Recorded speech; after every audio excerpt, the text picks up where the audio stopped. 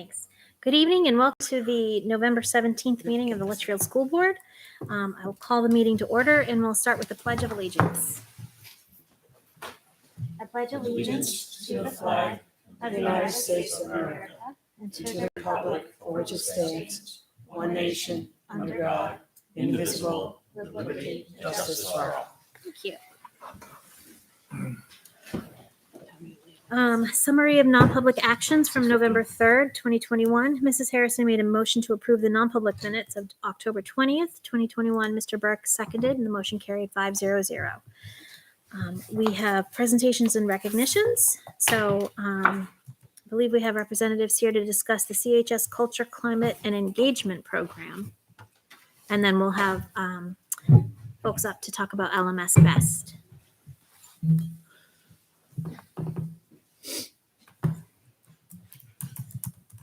Thank you. As you know, I'm Mike Perez. I'm the assistant principal at the high school. I'm Gabby Kimmelbeck. I'm a junior at CHS. So we're here to talk to you about a climate, culture, and engagement program that we wanted to get started. And I'll let Gabby talk a little bit because she was one of the initial students to approach me probably last year sometime about starting a program like this. Yep. So I wanted to talk a little bit about where I came from before I moved to Litchfield. So I grew up and spent most of my childhood in a large city in California. So very diverse in every aspect you can imagine. And then in 5th grade, we moved to Litchfield to be back around family. And it was a big change going from a place where everybody has a different story to tell about their past, their families, where they come from, versus here where it's a very small knit community.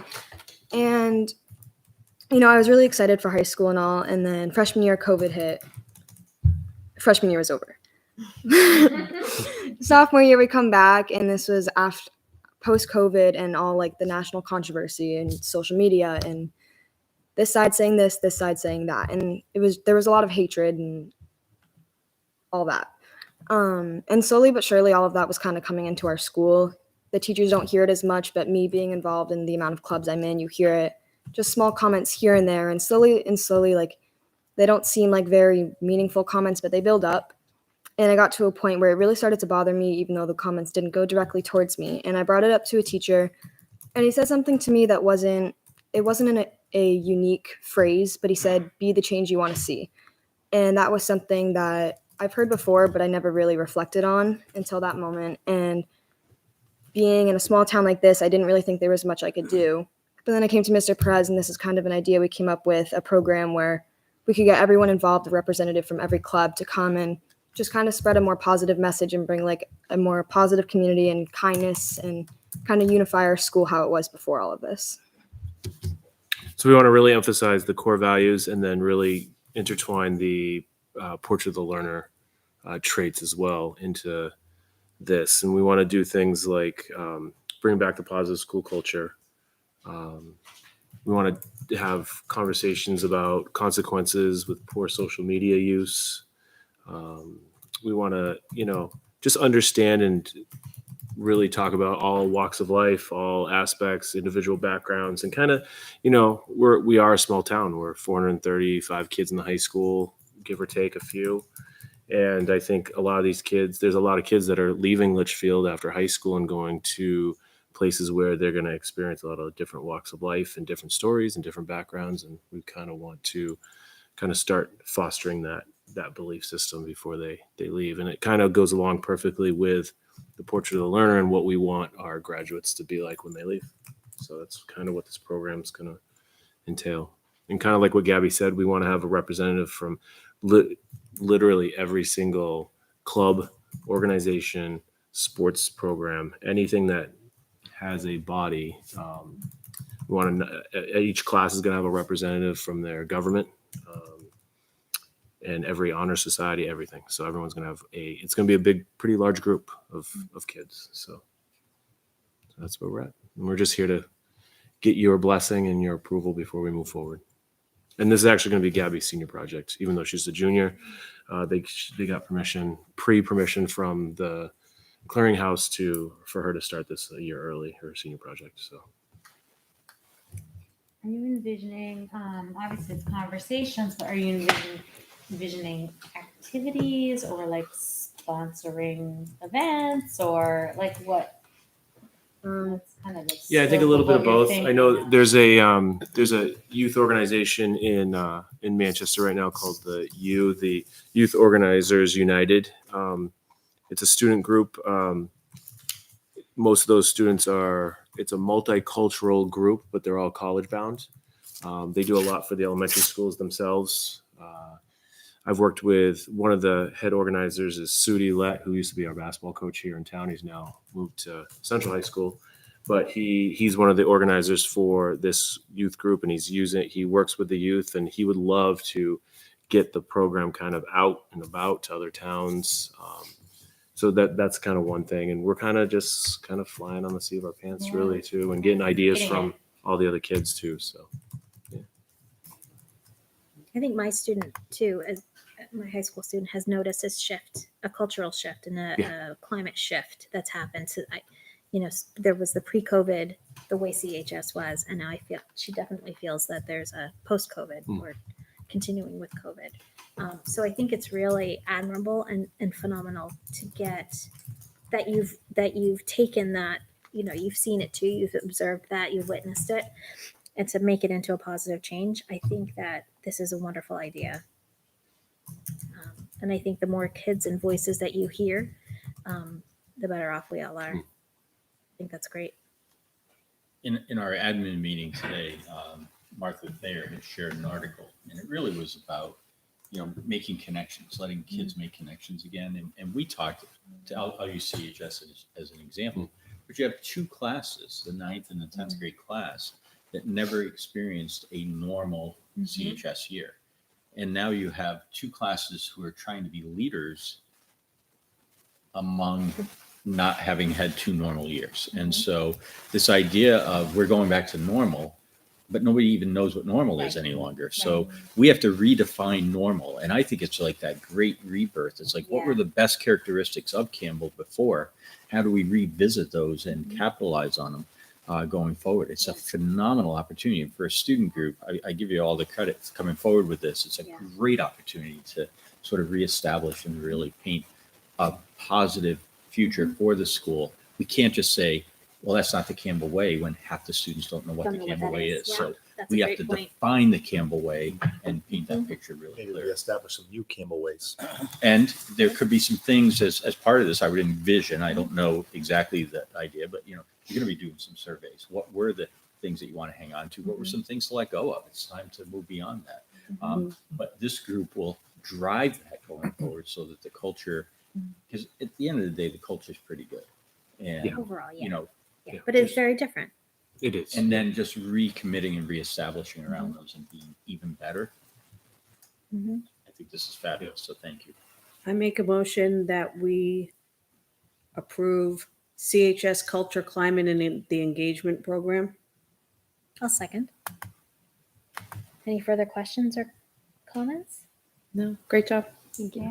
All right. Thank you. Oh, we got to vote still. We didn't vote yet.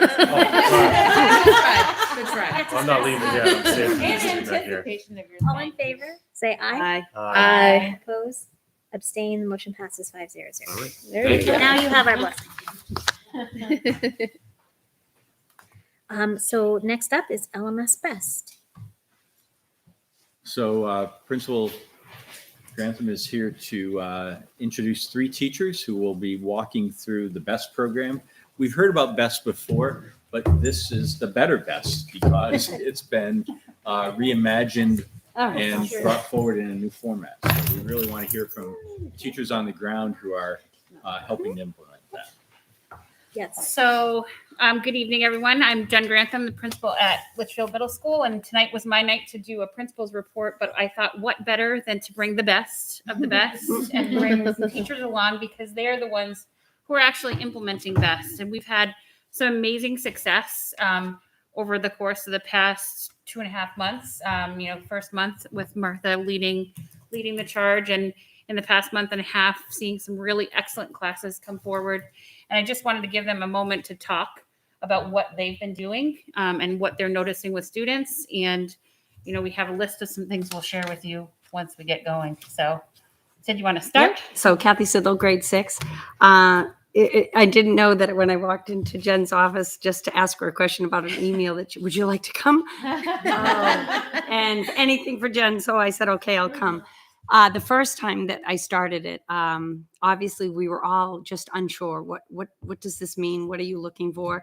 And so I thought maybe they were talking more about of an academic subject. So I did Underground Railroad. I was very familiar with it with Nature's Classroom. So I did 1 month of Underground Railroad. When Jen came on board, what I really wanted to do is they talked a lot about everything that's been going on with COVID. Obviously, the kids, Gabby did a beautiful job recognizing that, the social emotional aspect of what's been happening. And I can tell you that last year, for me anyways, it was a tough year. I think it was for everybody. Just having kids sitting in the classroom, at hard desks with masks on, and then having kids at home. It was just a very difficult year, but I told them every day I wouldn't have wanted to go through COVID with any other group.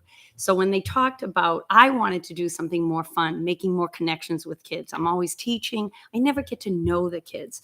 So I asked Jen as soon as she came on board if I could do a cribbage class. It's something that I did as a child. My family was very much into board games.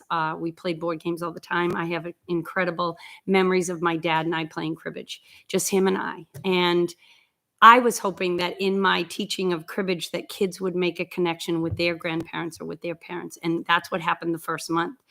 A lot of kids, I had 2 kids that knew cribbage. I had, which was great because I had not played. My dad's been gone for quite a while, so it's been a while.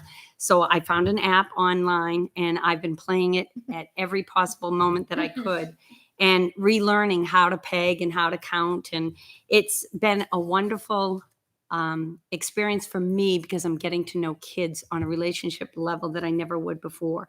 I had a student the other day, and I can talk, so tell me when to stop, but I had a student the other day that was really obsessing over an open note test that I was giving. And he was just almost in tears. He's a perfectionist. He's somebody that just wants to do well on everything. I said, buddy, I have you next period for cribbage. Let's take a break from this. I said, you and I will come back to it later. He and we were playing cribbage.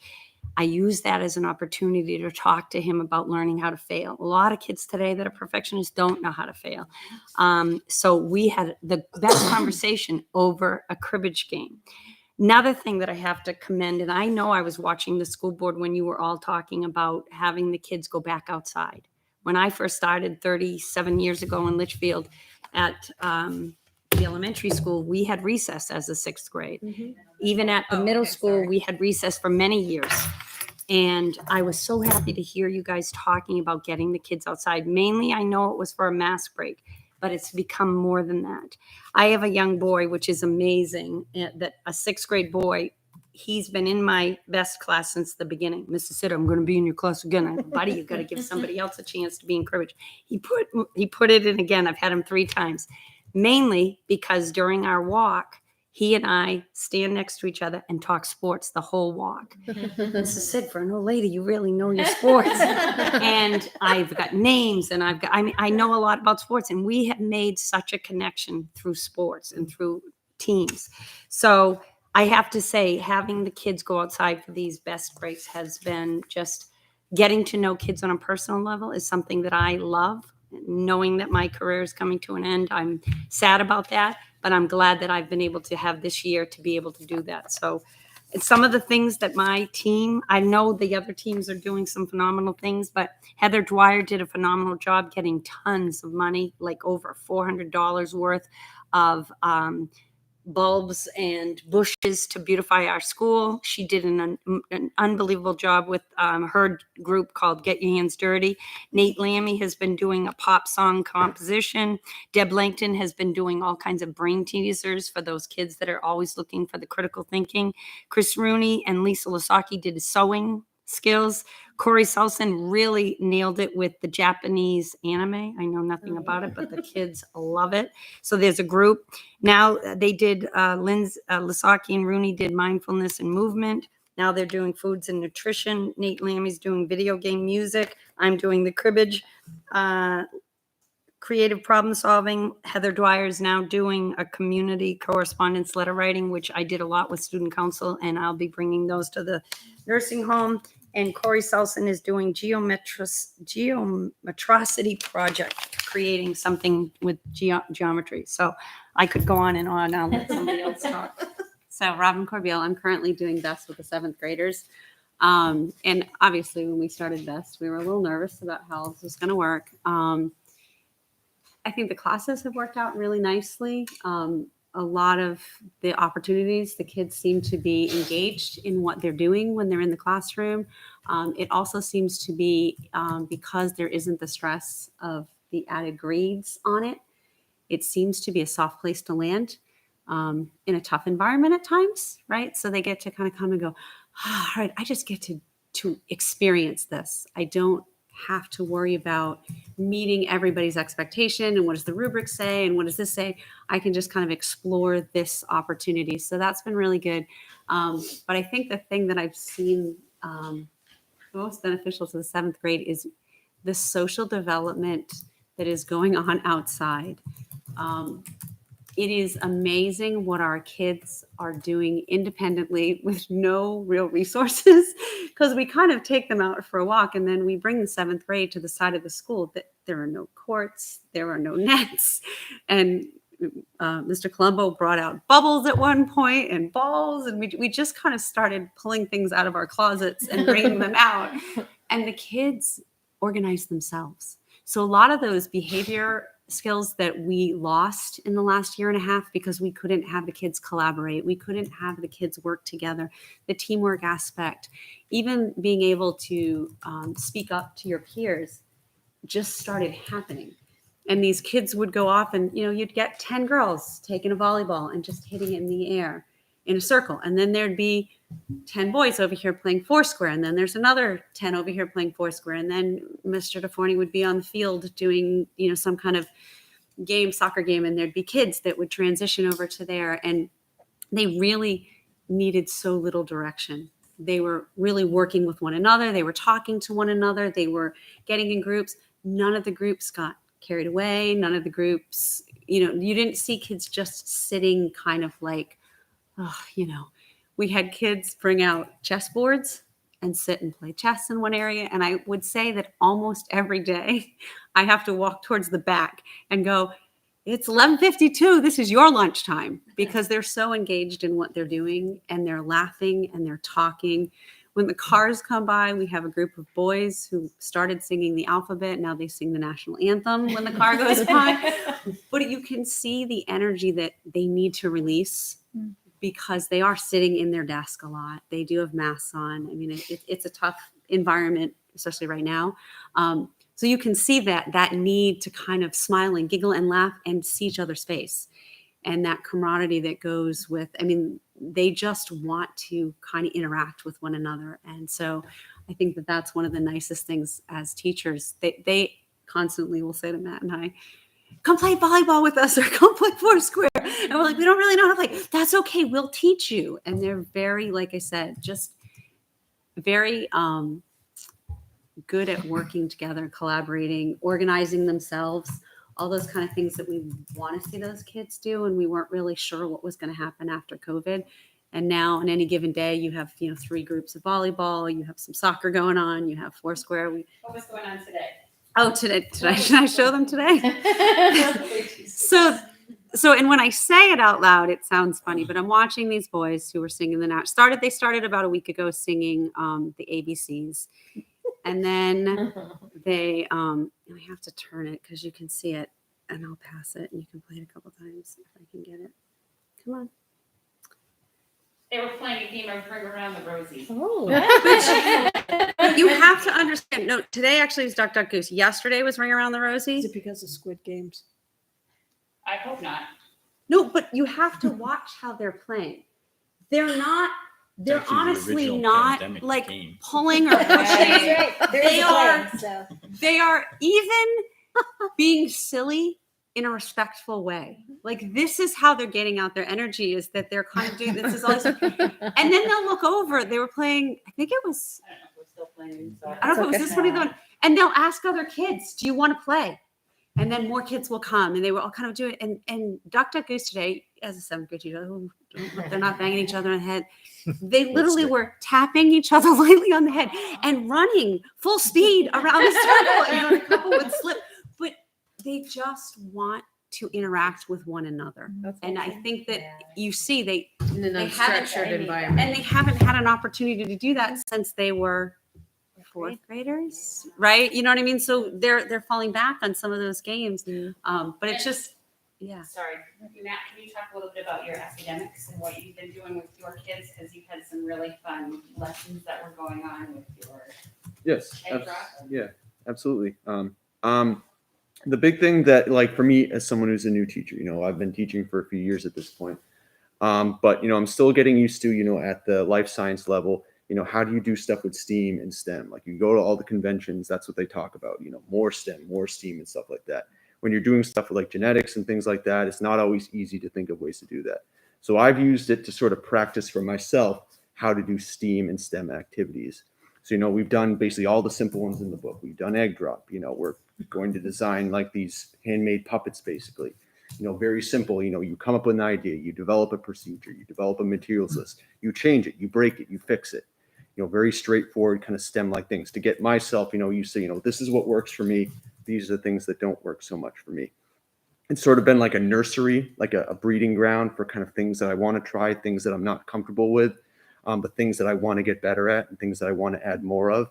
I feel like when I design, oftentimes in the class, you think, content first, and then like the content is the vessel for the fun and, the engagement.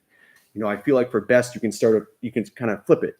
You start like the fun, like what would be fun to do? What would be engaging? You start with like sort of the fun and the engagement as the vessel. And then you figure out, what can we learn here that's conducive to our learning and our curriculum and stuff. So I think that's a nice kind of flip that you have there with the best.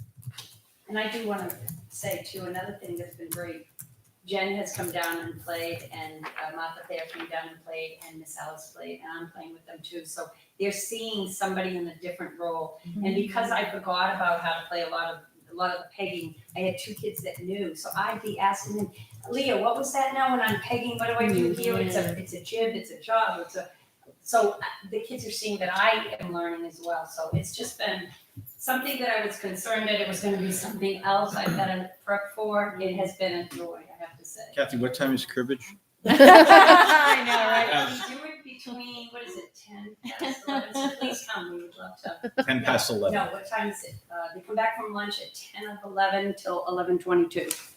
10:50. Yeah, 10:50 till 11:22 is when Our memories we're of walking uncles the and first grandparents, time. and so I'll be down. And that's what's been so great for me. This is it. I was playing with my daughter last night. My mother doesn't know it. And it's good for the math skills. It's the mental math. And I've enjoyed it. So thank you for letting me do it. And just think, like you've talked about how much it means to you as a teacher to make be able to make these connections with these kids.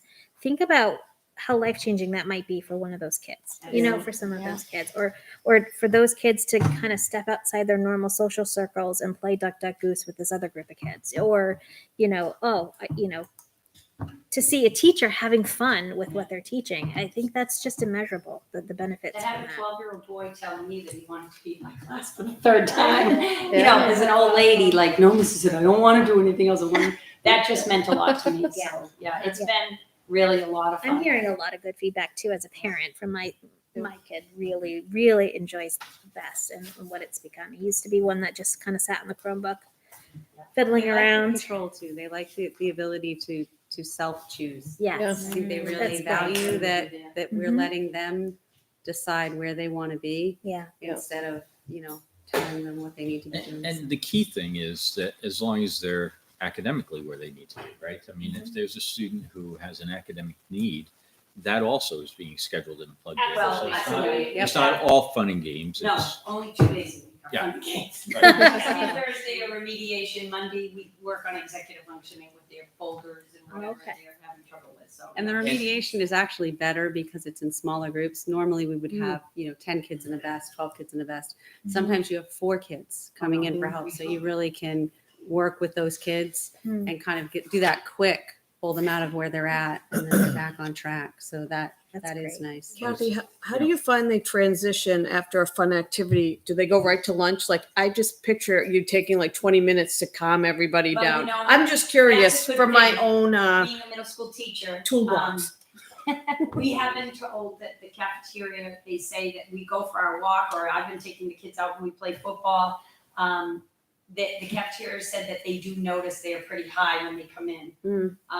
But I haven't noticed when they leave best. I haven't had a problem when they come to class. Plus, I'm mean and strict to ask these girls. So, and even this young Mr. Government back there, I don't have a problem with it. They know, you know, so I have to say I was nervous in the beginning. It was another thing, but I'll tell you, it's been really positive. So I think also being able to target that remediation and target, you know, to say there's 4 in a class, that doesn't mean it's 4 in a class. It means that those are 4 kids that have a specific skill they need to be working on, whereas others may be designated in a different location to make sure that they're getting caught up with what they need to. And nobody knows because everybody's going in different Correct. directions, which is If good every- for a middle school. If everybody's going someplace, then They nobody, know and go, oh, nobody look knows. at Brian. Another thing too, I've made, and I'm sure a lot of the teachers have made a conscious effort not to give a lot of homework because we used to be able to use that time for homework. So a lot of kids got their homework done during their enrichment time.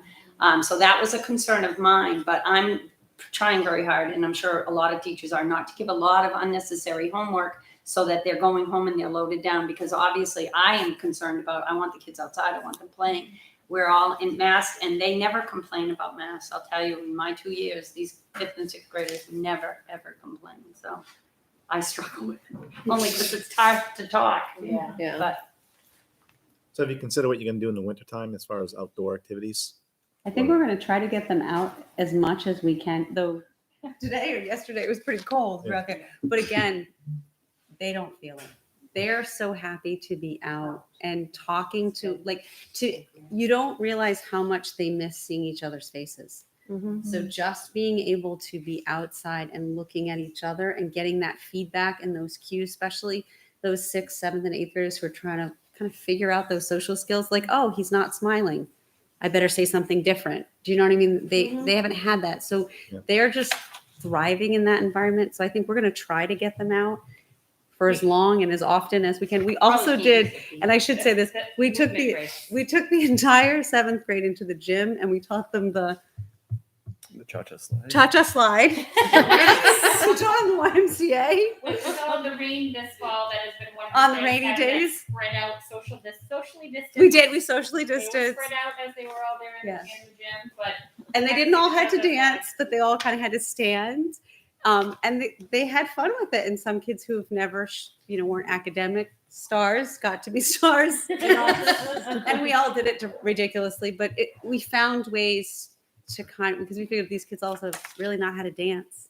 So we're like, wouldn't it be nice if, when they finally get to go to a dance, they know a couple of the common dances and things like that. And so they seem to enjoy those kind of things. I got to say, I've been to the middle school like several times when the kids are outside, and you can just hear the sounds of excitement and the interaction and just watch them. I mean, they're like all over the place, like you said, and they just all seem to be having a really good time.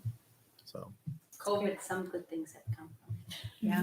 we want to make middle school both a learning place and a fun place where they want to be there.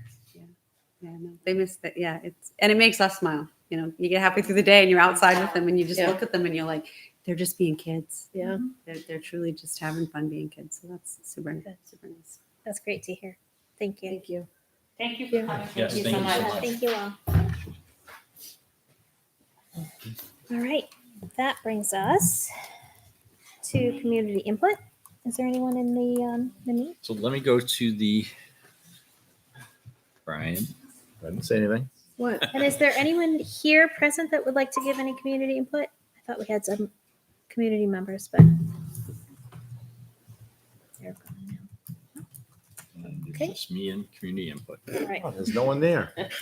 all right, This is why I have to sit next to you. Yeah. all right. Student representatives, you guys are up next. Yes, I will put they have a little slideshow. I don't know when we added it, but I'm going to project it. So and it looks like it's a PDF. So I'll just kind of scroll and not present. Perfect. Right. All right, I'm Emily, and this is Emma. And I'm Student reps. So I'm going to talk a little bit about first the collaboration that Campbell Student Council has had with LMS Student Council. So today we met with the potential, we say potential because they haven't been elected yet, LMS Student Council to kind of just to discuss how we run our meetings and elections, because there is a new advisor, Mr. Frazier, and I think he reached out for a little bit of help just to kind of get their council going and making it stronger for when they come up to Campbell. So we're basically kind of just going to meet with them. Like they have another meeting on December 8th that we're going to go to, and we're going to like almost train them to understand like the responsibility, expectations, and commitments, like from the jump from LMS to CHS Student Council. Because I know like personally, as like when I was a freshman, I did LMS Student Council, and once I got to Campbell, I was like, wow, this is a lot more of a commitment and a lot bigger expectations. So we're also going to help like format new election rules and traditions with them so that they can get the kids who might have different interests and comfort, like to be in student council. By comfort, I mean like maybe this kid doesn't want to speak in front of the school, or maybe this kid doesn't want to have as much like social interactions with the classrooms, but they have good ideas and they want to have their voices heard. So we're going to come up with just like kind of new rules and new positions for like LMS student councils to get more comfortable. And if they want to move up to Campbell, then it'll be perfect. So the reason why we started this is because so as of last year, and obviously COVID, we had 2 freshmen run for Campbell Student Council. And then this year we only had, we had 1 freshman run for vice president, and if you're a vice president in student council, you're automatically, or for your class, you're automatically in student council. And so that was going to be the 1 freshman. And we also have the honorary member program where you can go in front of the student council and just kind of like answer questions, and then they'll like bring you to the student council. You'll get voted in. And so the 2 other freshmen who lost against the class of 25 vice president both got voted in for honorary member. So that was a total of 3 freshmen we've had.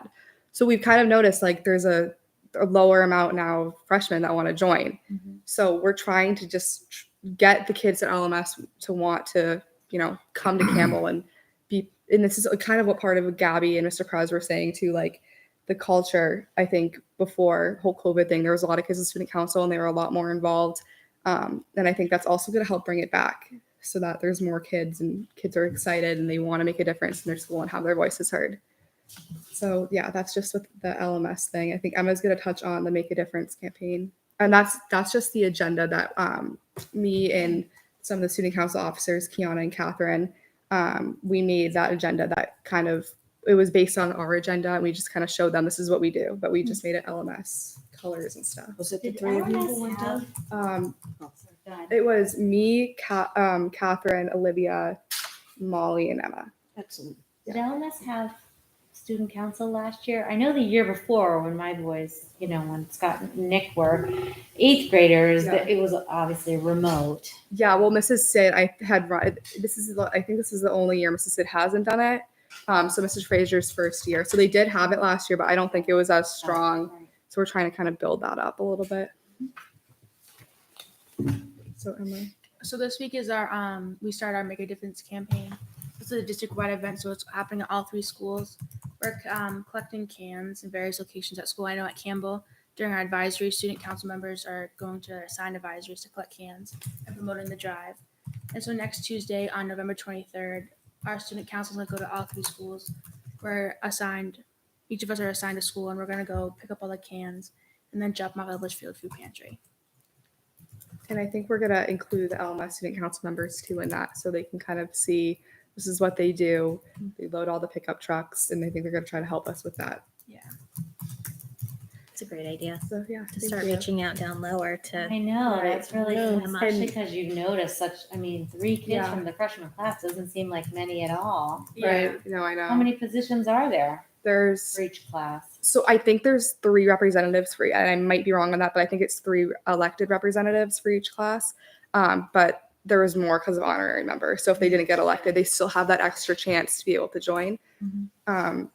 And I think we are also considering bringing it to GMS, but we are going to wait and just see how the LMS thing goes, because I know those kids are a lot younger, and I think it's a raffle how they get picked. So Yeah. we're going to see how it goes with LMS and potentially bring it down to GMS. Because like the entire school wants to be on the Yeah, I council. think Yeah, it's it is a right. raffle. Or Yeah, something. yeah, big city council. It's a raffle of any interested kids get to Yeah. put their name in. And Yeah. Great. Great well, work, thank girls. you. Yeah, thank you. And thanks for being here tonight too. Just before students leave, so a couple of things procedurally. So we're adding student representative report under the community input. Mhm. The reps are going to come, I think, the first meeting of the month. Okay. But we're going to have it on there as a regular item because last time they were here and we sort of miscued. And so Yeah. I was like, we're still finding our way through all this. So I just, Yep. if the board sees it on there, I want you to know that that's on purpose. We had a great conversation afterwards. They had some thoughts that were relative to the parent who spoke at the last meeting. We had a good exchange. Principal Lonergan, I think they've had a good exchange. So, we're going to continue to keep that dialogue open. But just so the Great. board knows, you're going to see it on there because we don't want to miss it. Great. Awesome. And we always appreciate having student voices. You're the reason why we're here. So we want to hear from you and your friends and everybody else. Yeah. All right. Thank you. Thank you. Thank you. All right. Is there anyone else here for community input? All right. With that, I will I want close. to check online. They may be jumping on. I will close community Do that at the end. input, and we'll go on to correspondence. All right. We only had a few.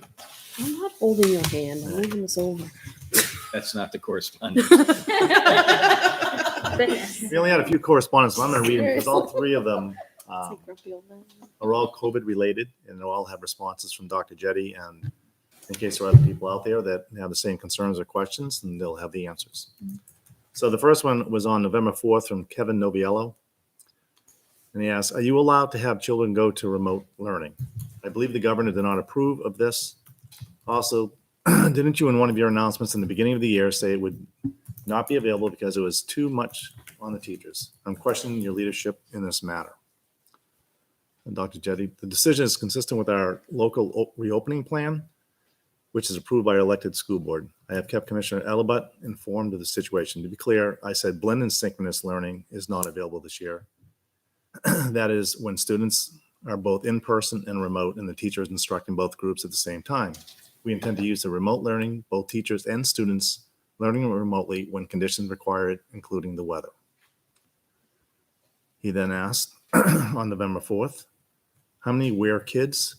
How many were in the same class? How many were in the same house? How many were teachers? What was the span of the infections? Was this in a 1 day, 1 week, or 1 month?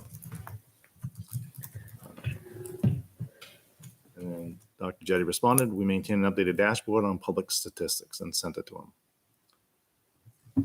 Then on November 8th, he asked, thank you for the information. Out of curiosity, is there any record of stats on the flu virus? I'd be very shocked if he never kept stats on the flu with the staff and students, since the virus has been killing people for over 80 years. Dr. Jetty's response, schools are required to report influenza-like illnesses to the state.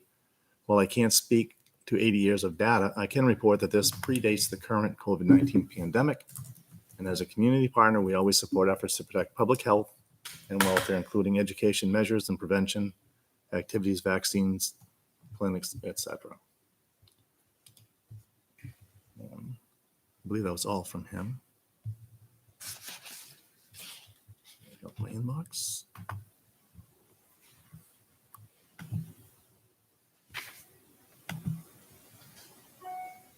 The next one is from November 9th from Leanna Romano. Well, everyone, I just wanted to make sure that my parental rights are adhered to. My husband, Steve, and I absolutely do not consent to any experimental medications or what some call a vaccine, or any medical procedures given at the school, or any vaccines given at all. Please do not assure that because my child is in school, that anyone has a right to do anything without my consent. I have found some evidence that the WHO has redefined what is considered acceptable and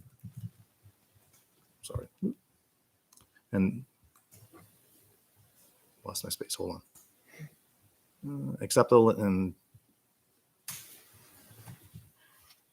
you're thinking, let me know ASAP so I can protect my children. We have no interest in vaccine clinics being held in our schools. We believe the schools are not meant for medical procedures. I have not heard of any deaths of children in our state and definitely not in our schools. And I do not believe that necessary action. Many doctors feel as I do. Please put my children's record that I give no consent thank you for all you do and our children and being me and Steve. Dr. J's response, I just want to acknowledge the email to reiterate what I said before. We have every intention of protecting parent right and would never vaccinate a child without parental permission. We will, however, sponsor and support vaccine clinics to ensure that every parent who wishes to have their child vaccinated is able to access the care and desire. Schools have a long history of supporting public health efforts and play a key role of education and dissemination of information and opportunities. And the next one.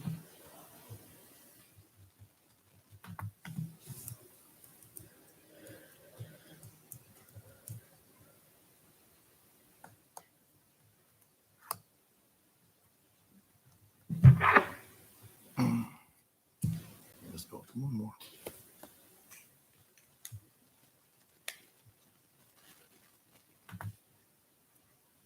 Jeez, I missed a lot of emails from today.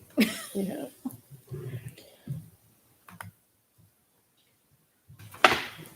Then on November 17th Yeah. from Jim Norton.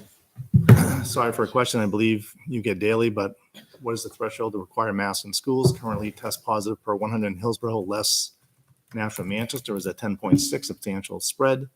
The school spreadsheet is not updated with weekly data. Last update on 9/30, and the individual school tabs was last updated 10/1. I believe we are at a point that we need to get all schools masked and help slow down the spread and keep our children in schools open and safe.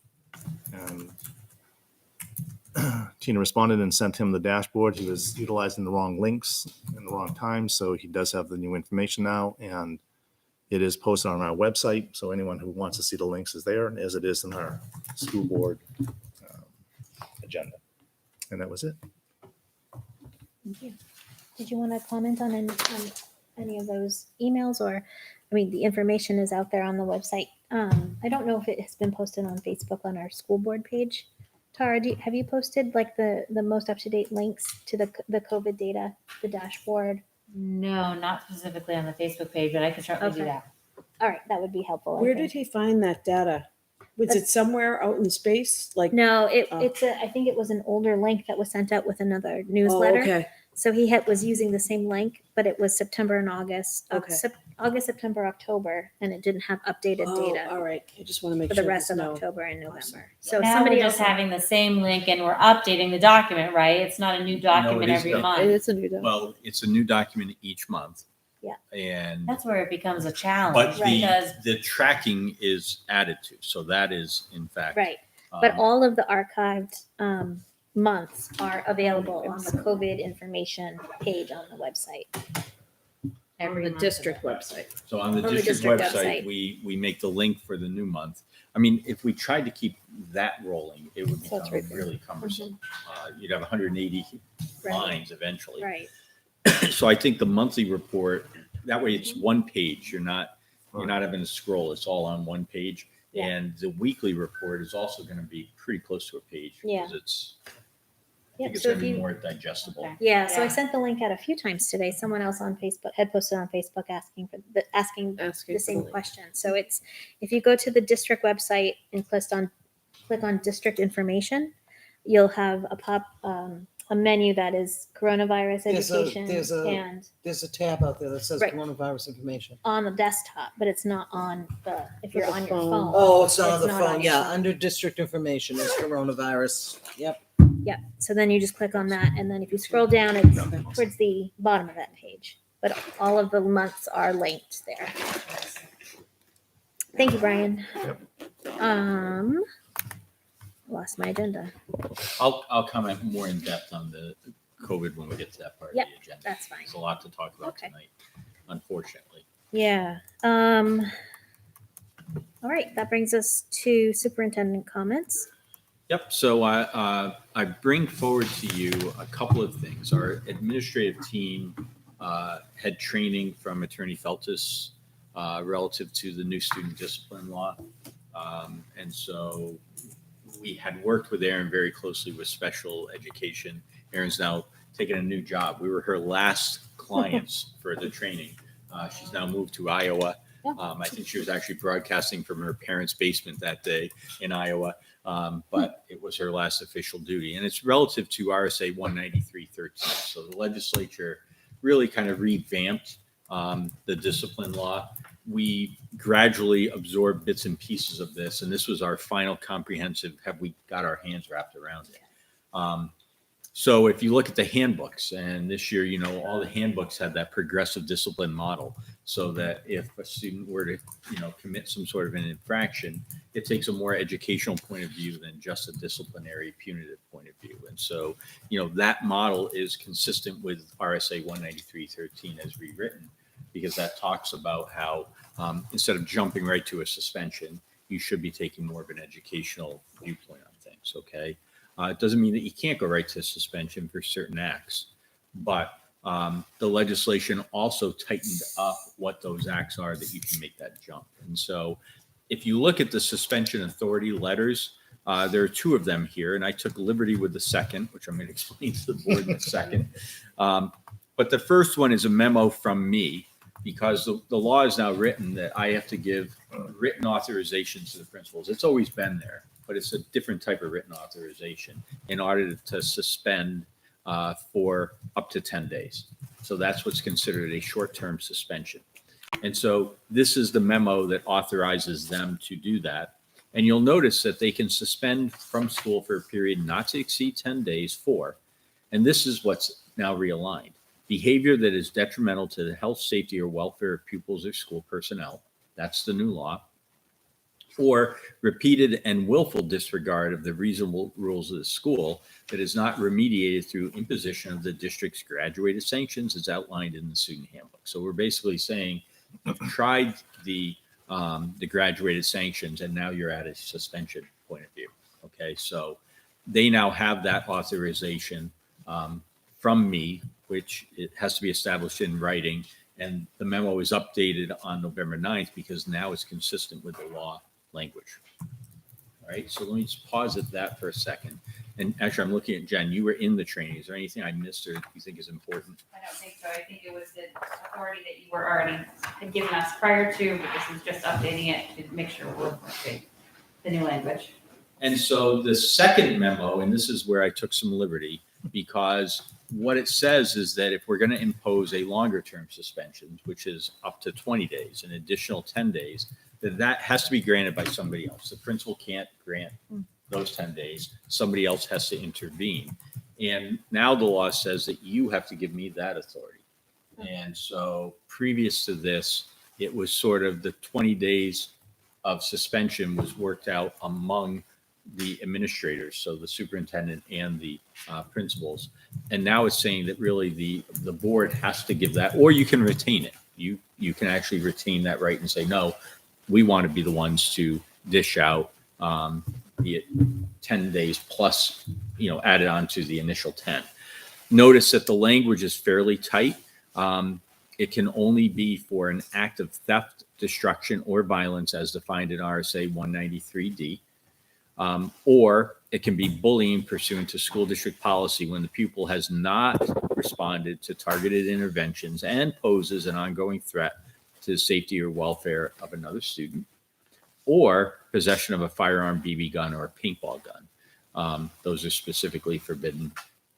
And I think actually the law also says that comes your way for additional time beyond the 20 days, but I can impose the 10 days of additional while we're trying to get to the other expulsion conversation. So, and the liberty I took was saying that you authorized me by a duly posted vote. You haven't done it yet, but I'm asking you to vote to grant me that authority. And again, I'm assuming that you don't want to retain that you want to delegate that down. So 10 days would be at the principal level, 10 days would be at the superintendent level. And if we still had a situation, that's where it comes to the board for additional consequence.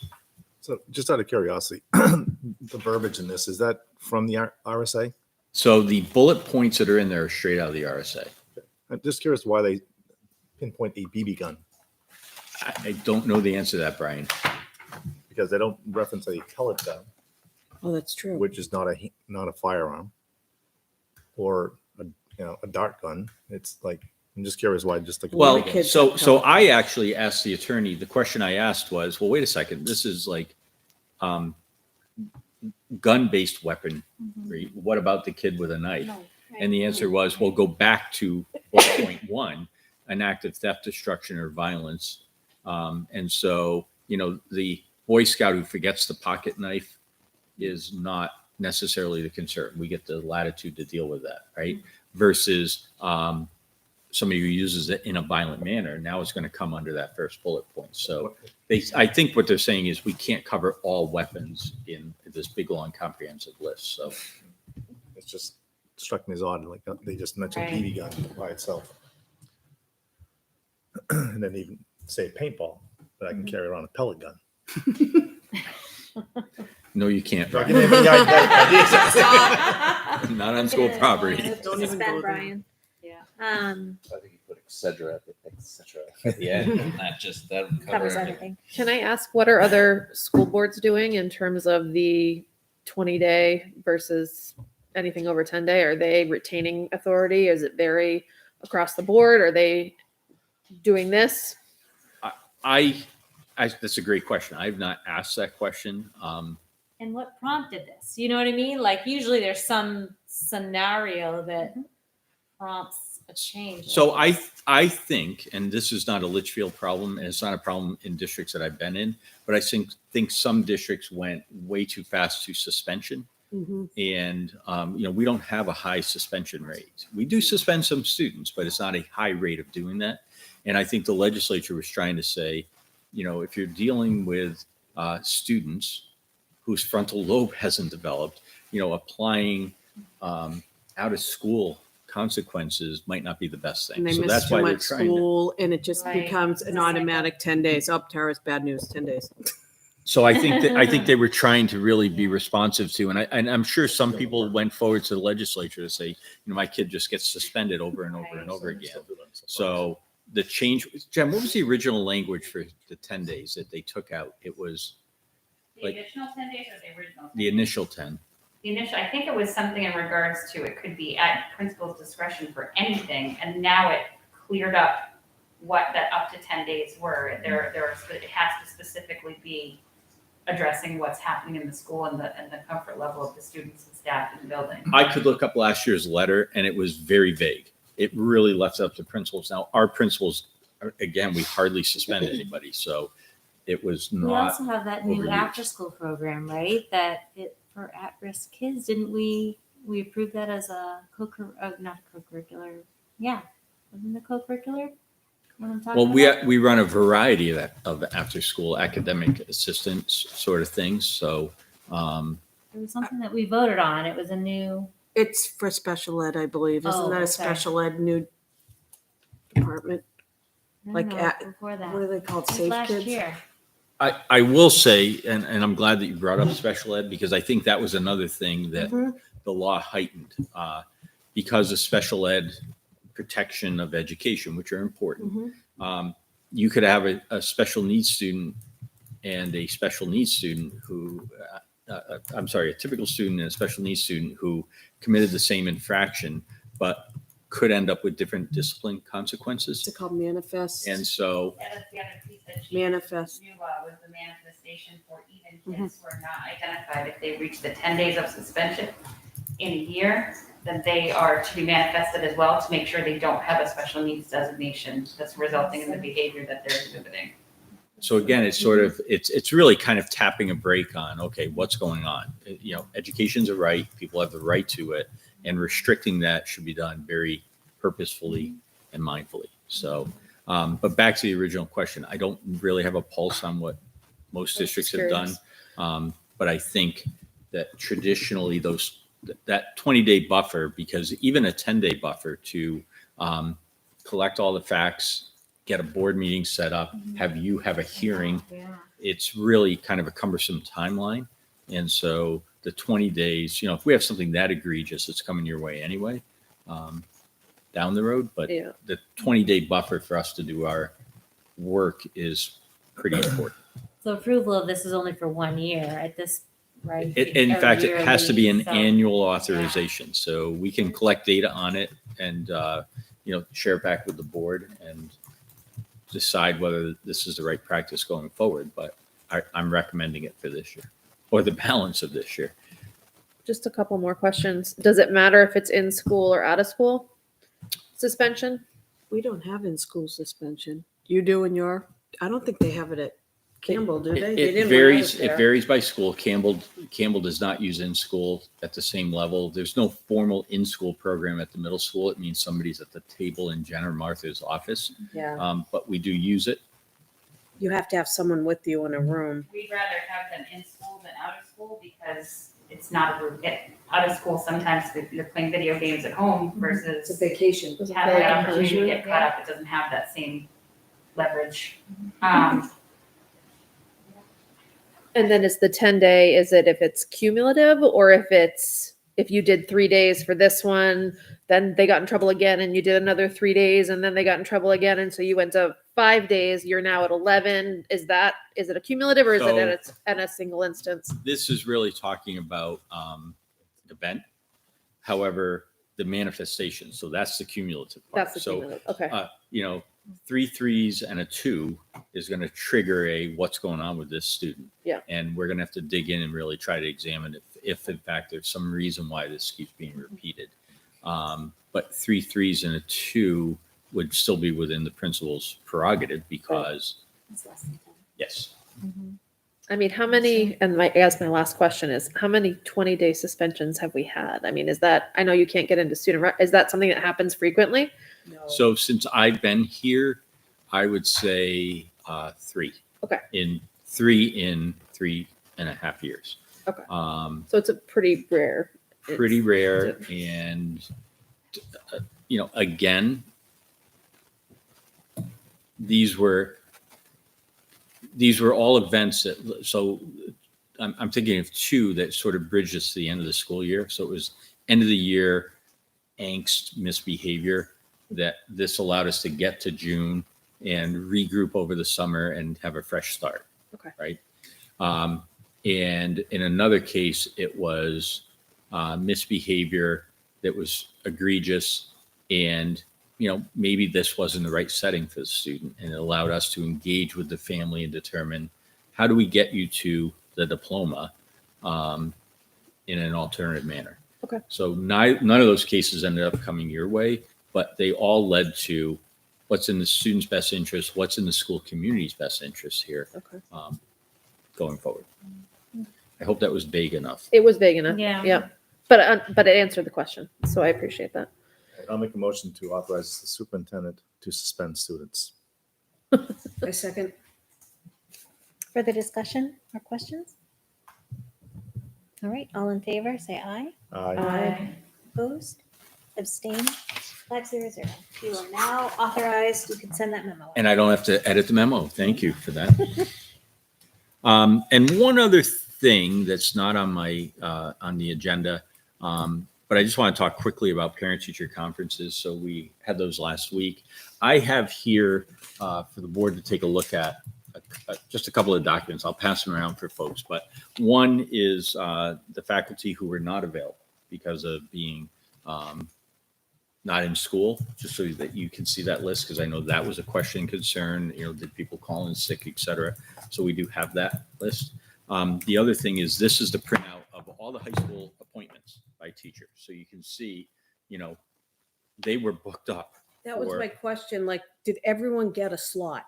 Yeah. Especially So at the middle school. No. No. See, I would encourage you to take a look, and you can Okay. look at it by teacher and really see what happened there. The middle school, I believe that's something, and this was the first time that Jen's been able to go through it. witnessed it.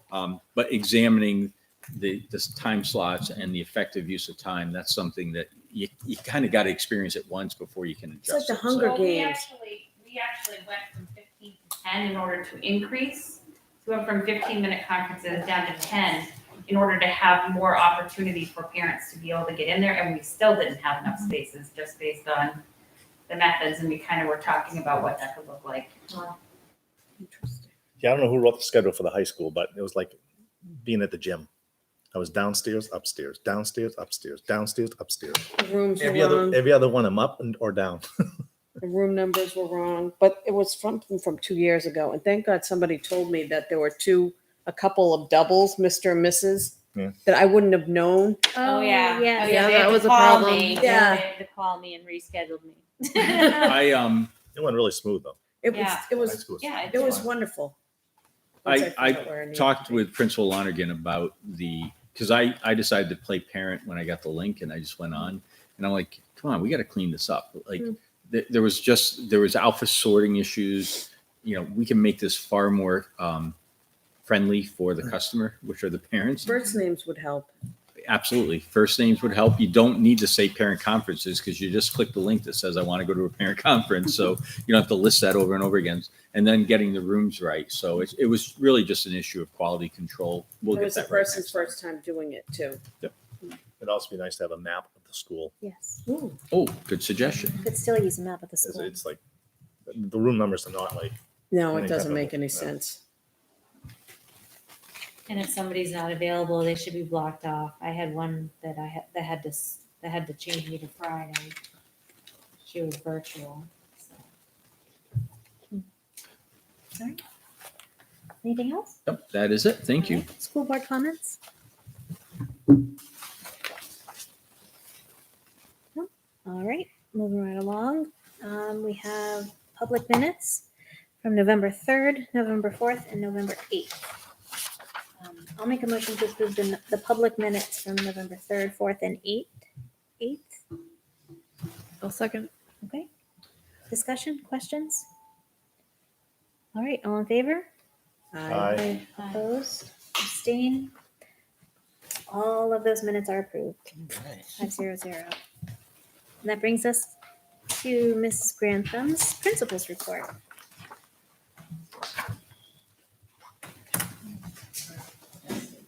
I'm very Yes, you guys are so. We had our late Veterans Day assembly this morning virtually, which was quite nice.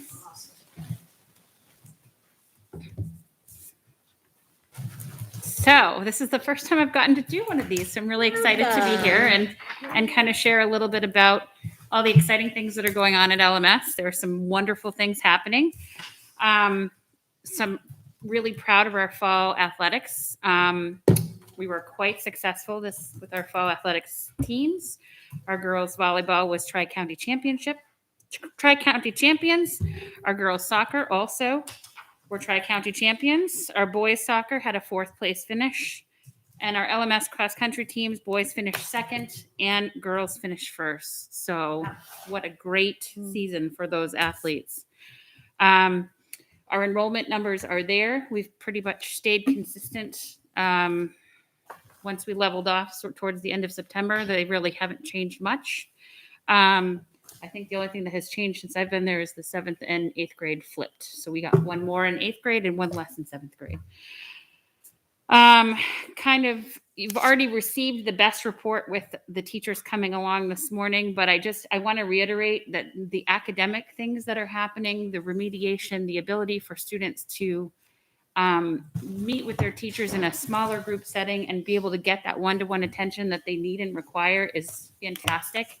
The teachers are using the adaptive scheduler and are booking kids out when that needs to happen so that, a student may go into their schedule and see that they've already got something scheduled. If math is a weakness or an area that they need some support, they've already got it scheduled out prior to their scheduling day when they go in to pick their new best classes. So that's really exciting.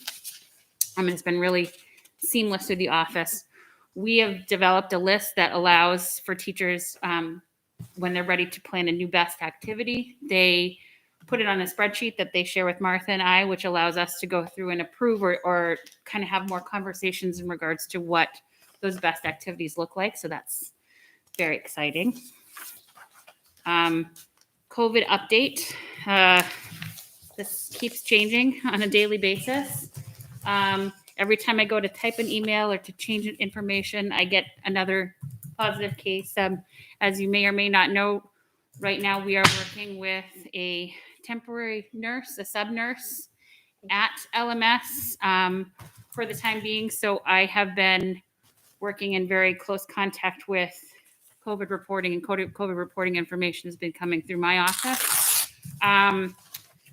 We are currently designated as of today, as unfortunately changing from this report to we are currently in outbreak, which means that we have 2 designated clusters within LMS, one in 6th grade and one in 8th grade that are unrelated to each other, but are related within the cluster. I sent out the new list today of all the numbers. We're back up to 21 cases, but it's 21 different cases. So I'm kind of trying to it's really hard to report to parents and to be able to share with everyone what that looks like, because as the days go on, some fall off the list, but then more added to the list. So I'm trying to track now with, as you noticed in today's emails, to say this is a rise of 3 from yesterday, or this is a decrease of 4 from yesterday. So that is kind of where we are. We just had our 8th graders return this week from their short-term 4-day remote learning to kind of try to mitigate that spread, and also to address the concerns that we had with the number of staff cases that we had positive, to make sure that students were getting their instruction and getting what they needed to accomplish. We have a lot of fundraising going on at LMS right now, fundraising both for Washington, D.C., as well as fundraising for the PTO. I did do a little bit of a shift for this first fundraising activity that we have. The cheesecake fundraiser that is ongoing is available to kids in 5th, 6th, 7th, and 8th grade to help defer their cost to Washington, D.C. when they get there, because it can be cost prohibitive for some families. And that opportunity to have time over the course of the 4 years to raise the funds for families that take fundraising seriously and work it, they may be able to really have no cost by the time they get there. So that's the goal and the reason behind it. There will be some isolated to 8th grade fundraising activities like the Krispy Kreme donuts and the things that they have coming up that will be just for the 8th graders. But this is an opportunity for everybody to kind of work together as a team. We do have a plan to head with our 8th graders to DC in May of 2022. And we have currently, we had a little bit of a delay in the deadline. So we are extending that deadline through this Friday for 8th graders that are interested in going, that have not turned in their deposit and their permission slips. But we have at this point about 2/3 of our kids have returned and are very excited about the prospective trip to DC. So we're looking forward to that. PTO has also launched their own fundraising activities. We have so many clubs and activities that are underway. I kind of listed a few of them out here for you. Our Green Links Recycling Club, our drama club was hosting auditions this afternoon, so that was very exciting. Student Council, as you heard about, we're working in conjunction with CHS and LMS to kind of do some joint activities and to kind of reinvigorate the program and excite the kids about being able to participate and being able to make a difference in their school and make some decisions based on conversations they're having. They've been in my office. I've been talking to Mr. Fraser. We've been kind of talking about how we can work this together to make LMS, as I said to you, a place where learning is happening, but it's also fun for kids to be there because that's important.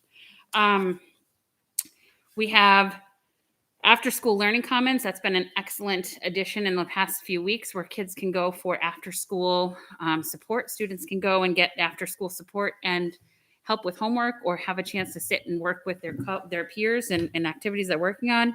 Our Lego robotics team, jazz band for 7th and 8th grade.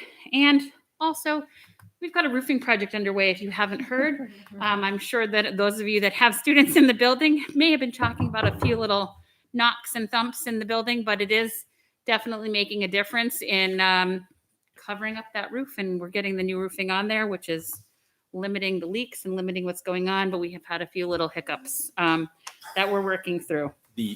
Honestly, last week's nor'easter was a disaster for a roofing project because it was pretty isolated to one area. That's kind of a plus. But where the rain came in, it really came in. So it's just, the minute you open up a roof like that, You know, Had a and truck remember, it around leaked for- when it wasn't opened up. So now it's leaking because What we it's know about it. not buttoned. Right. Was there any damaged? So a lot of ceiling Tiles. tiles came down. There were some light fixtures that seemed to show water inside of them. North Branch was very good about getting a crew there first thing Monday to. They were there Friday. They were there Friday. They were there Friday. So when the leak happened, we went to determine whether it was old roof or new roof. And once we were able to determine that it was new roof, I called North Branch right away, and they sent people out in the rain on Friday to go up and shore up the places where the leaks were happening. Even in the torrential rain that happened on Friday, they were there. So they've been fantastic and responsive to what our needs have been as we've been going through. And the damages will be covered. I mean, North Branch, it's part of putting a roof on. They'll repair what happened as a result.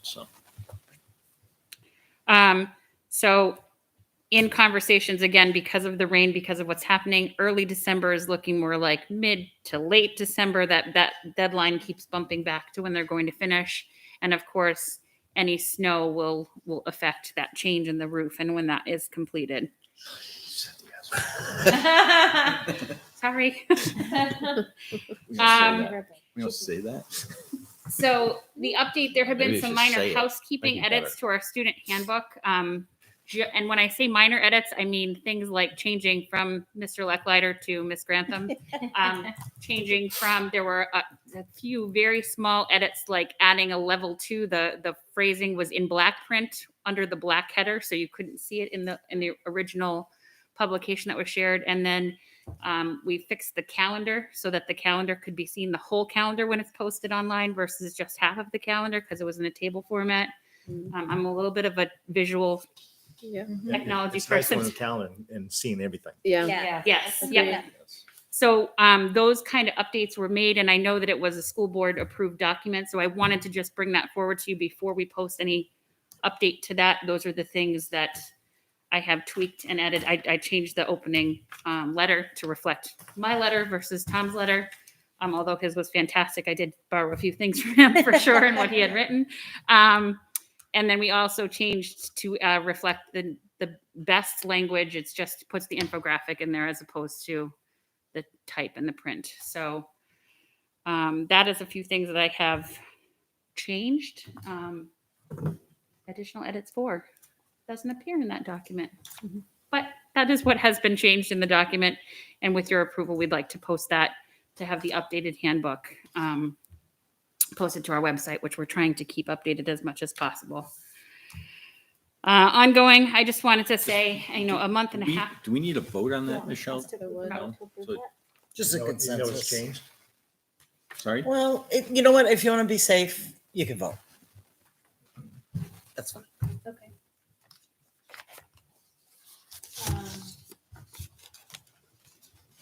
I did link it for the board, so. You linked the full handbook.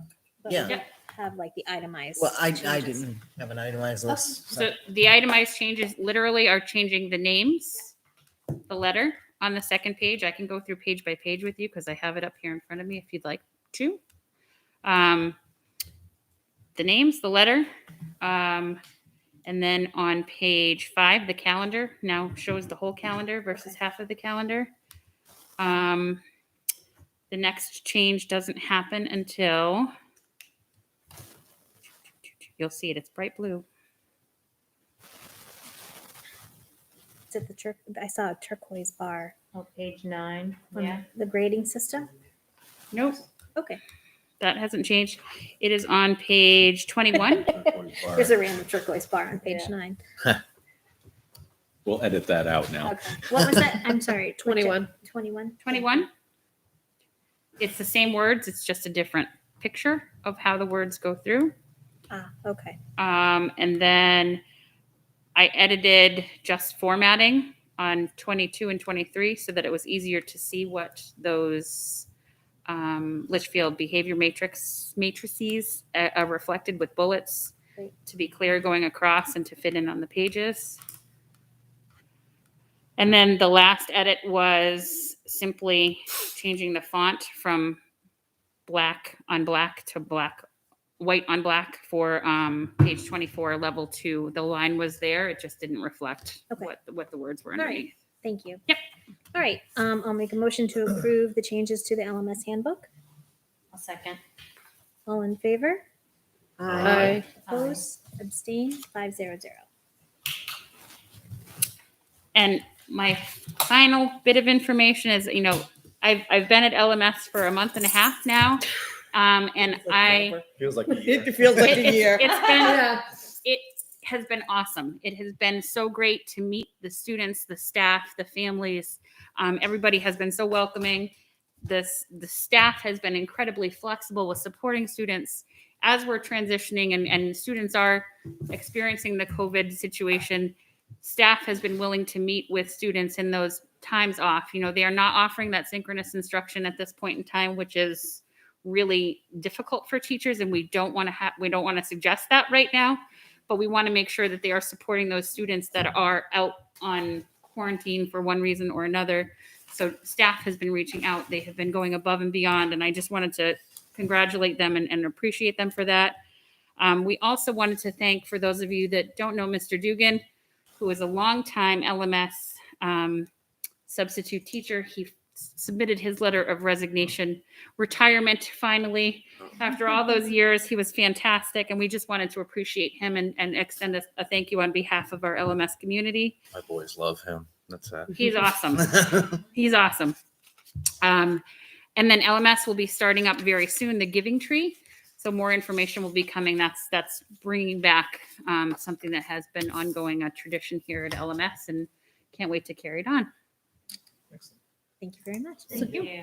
Just a couple of quick comments, actually, since you're here. I wanted to say I love your newsletter. I love the format of it. I love how it is set up. It's concise. I just want to thank you for putting the information forward weekly in a very clear, obvious way, an easy to access way on both a tablet as well as a phone. Because sometimes when they come in, I get 3 of them at 5 o'clock on Friday.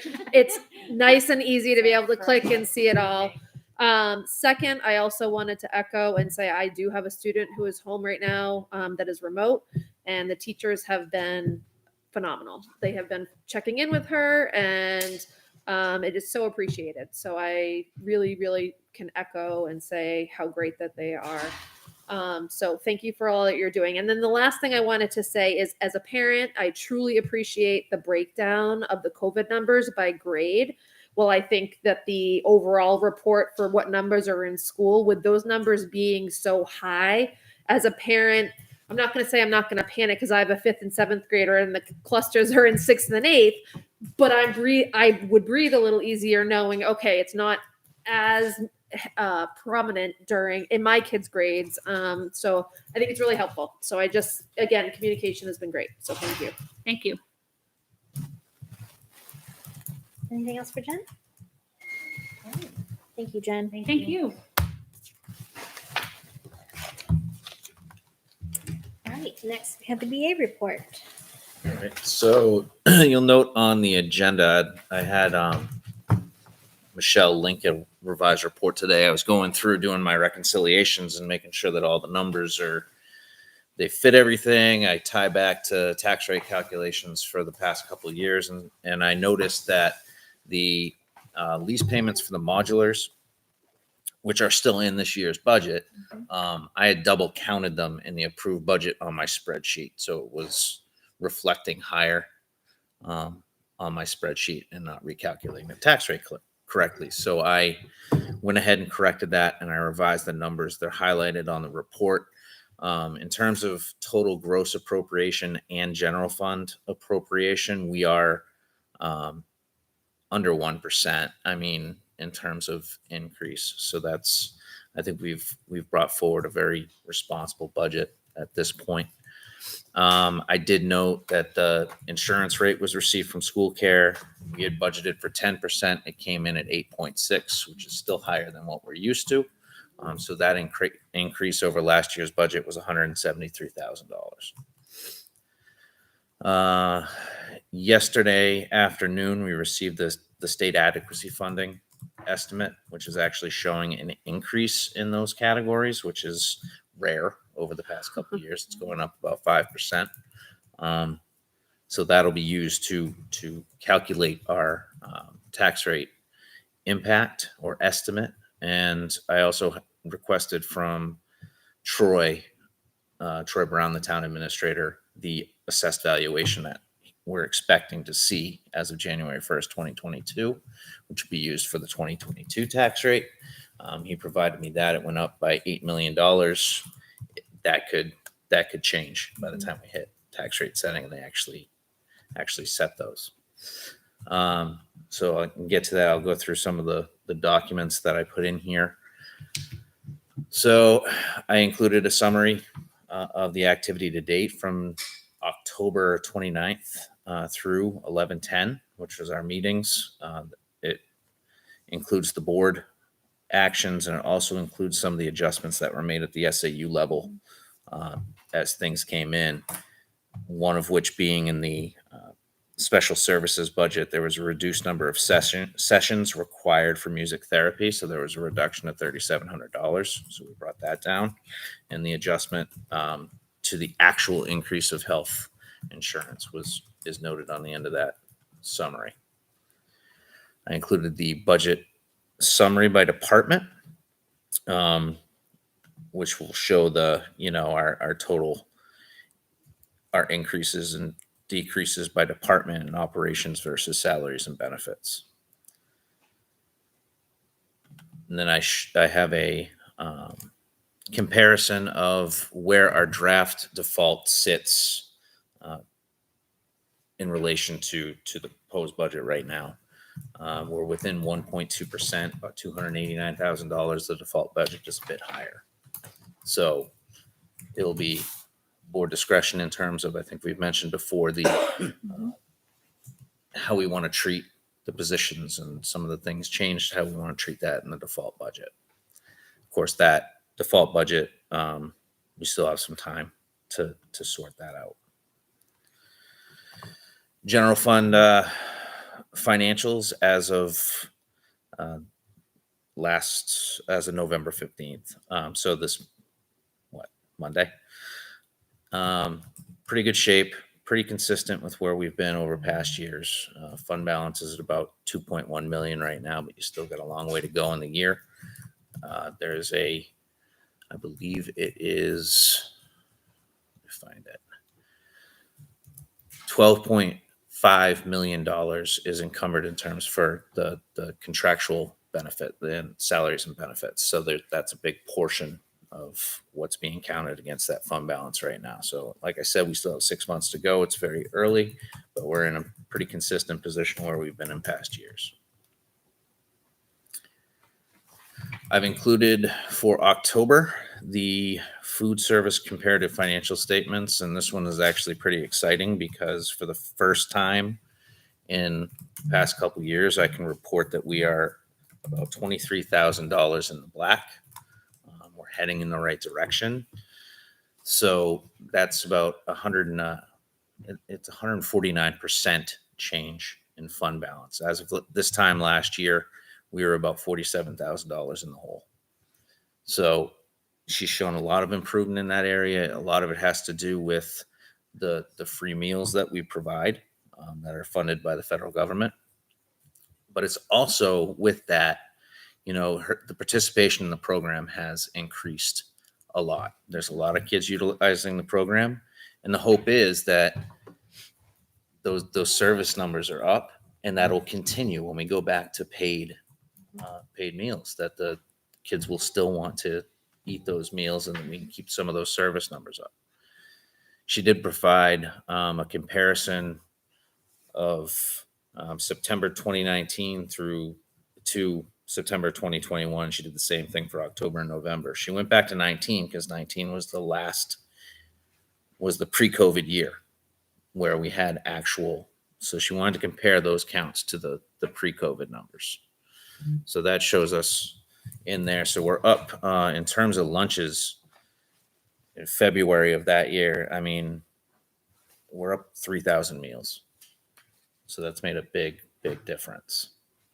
So CHS, 206 lunches a day. Mm-hmm. And there's like twice as many kids at CHS than that. Same with LMS, right? We're at about That's 50. so surprising. Like lunch is free and only half of our population is using it. Yep. Yeah. My kids won't eat lunch. But it's probably not, I mean, because it would save me money. around 50% participation at all three of the schools. And that's Still pretty, shockingly low to me. I think that's high. Yeah. If you look back at previous years, you're probably more 30 to 40% participation. So she's really increased it. Oh, So okay. we're going the right direction in Positive terms of trend. that. Wow. Okay. Let's see.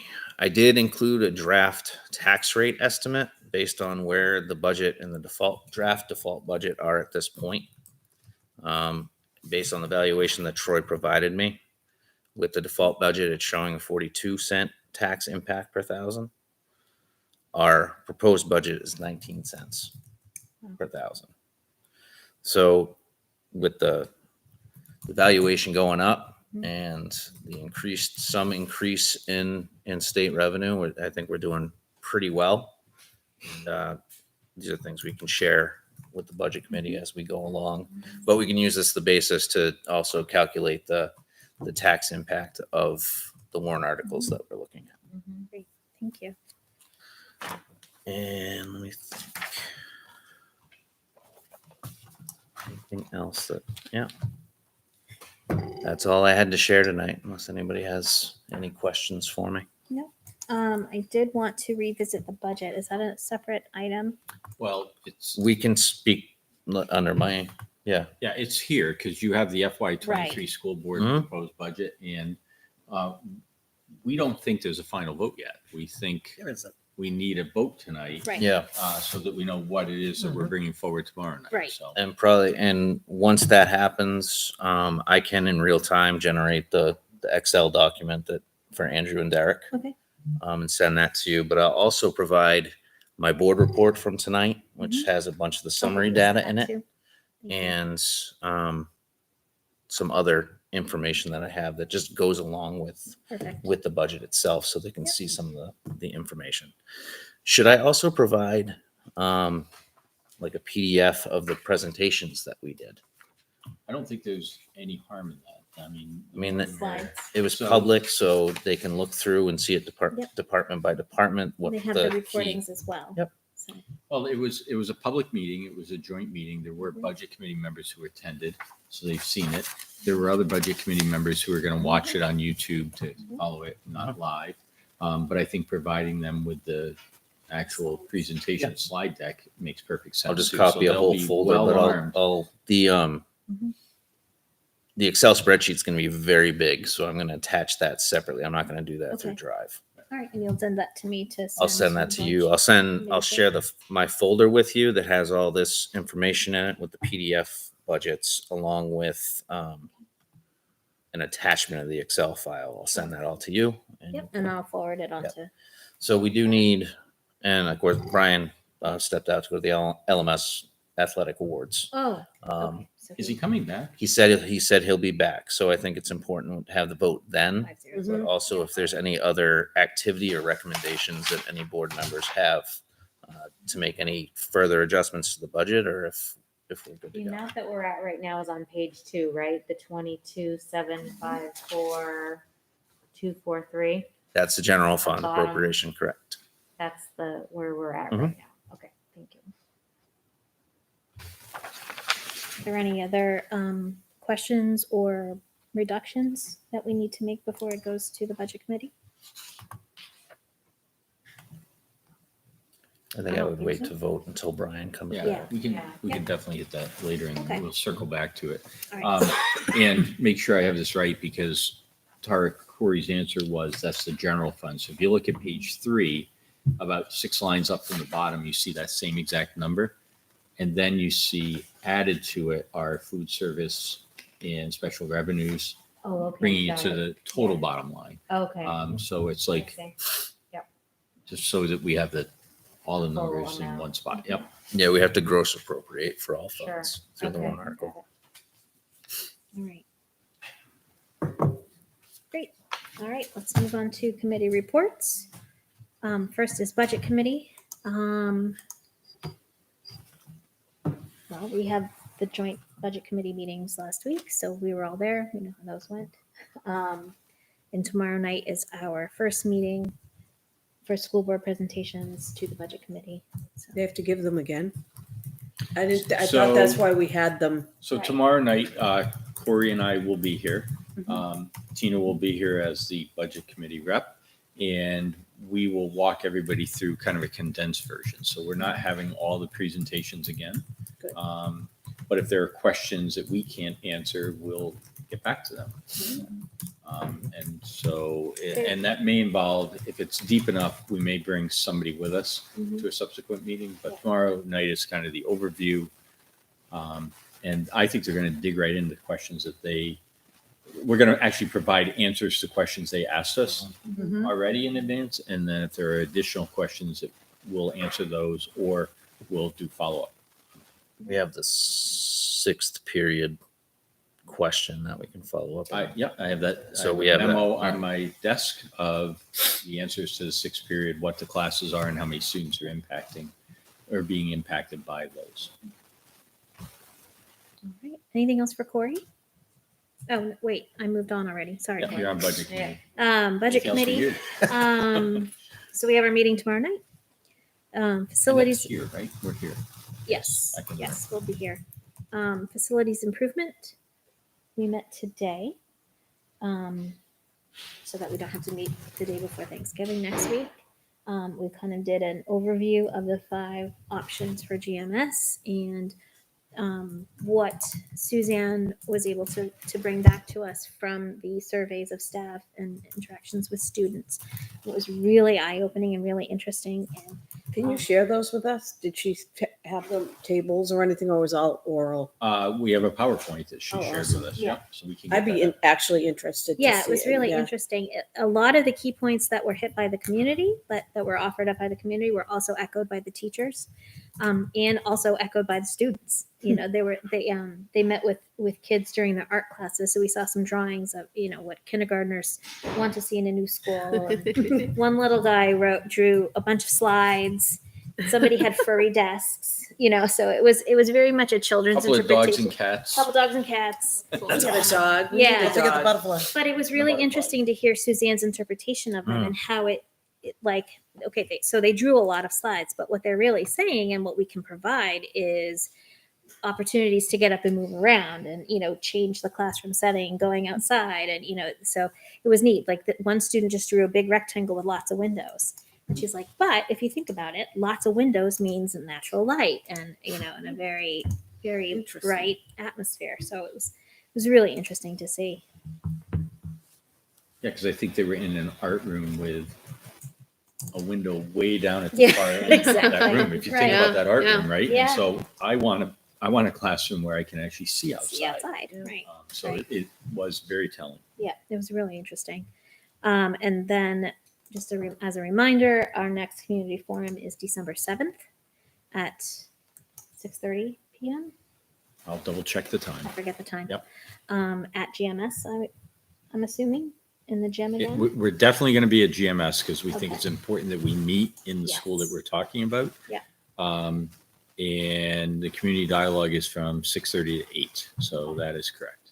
So everyone is invited. Everyone's encouraged to come. This will be more informative, but also with a listening aspect to hear what the community would like to see moving forward. Emergency management. Brian's not here to give that report, but did you have? I any? wasn't present at the last one. Okay. I think you already reported on it. Yeah, Okay. that was last one. Okay. Grading and reporting. Did you guys have a meeting, Tara? We did. It was that yesterday? I've lost track of days. I think it was yesterday. We're doing work around building. It's building level work on the relearning plan, questions around summatives, rubrics, and consistent practices. I think that'll probably be a similar kind of report out the next few months because it's really, it's very detailed work. It's really looking at the wording of those and changing things. And is this what we mean it to be? And what does it mean? What does it mean from a teacher perspective versus how do I interpret it as a parent? And So I had some really good conversations around that. Park, have you guys We had a did not meeting? meet. Wellness?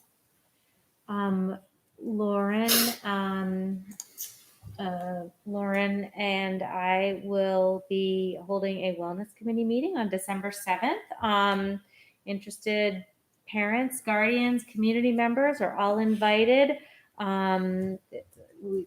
Lauren will be inviting staff as well. We're putting together the structure of it, hoping to get 3 people from our kind of 3 pillars of wellness: nutrition, physical, and then mental health. So we're asking, I believe Josh Knight is going to be able to attend and speak to the physical fitness aspect. Looking to get somebody to come about the mental health, and then Lauren will speak on nutrition, really just kind of looking at what can we do this year? What is the low-hanging fruit? How can we help out both our staff and our students,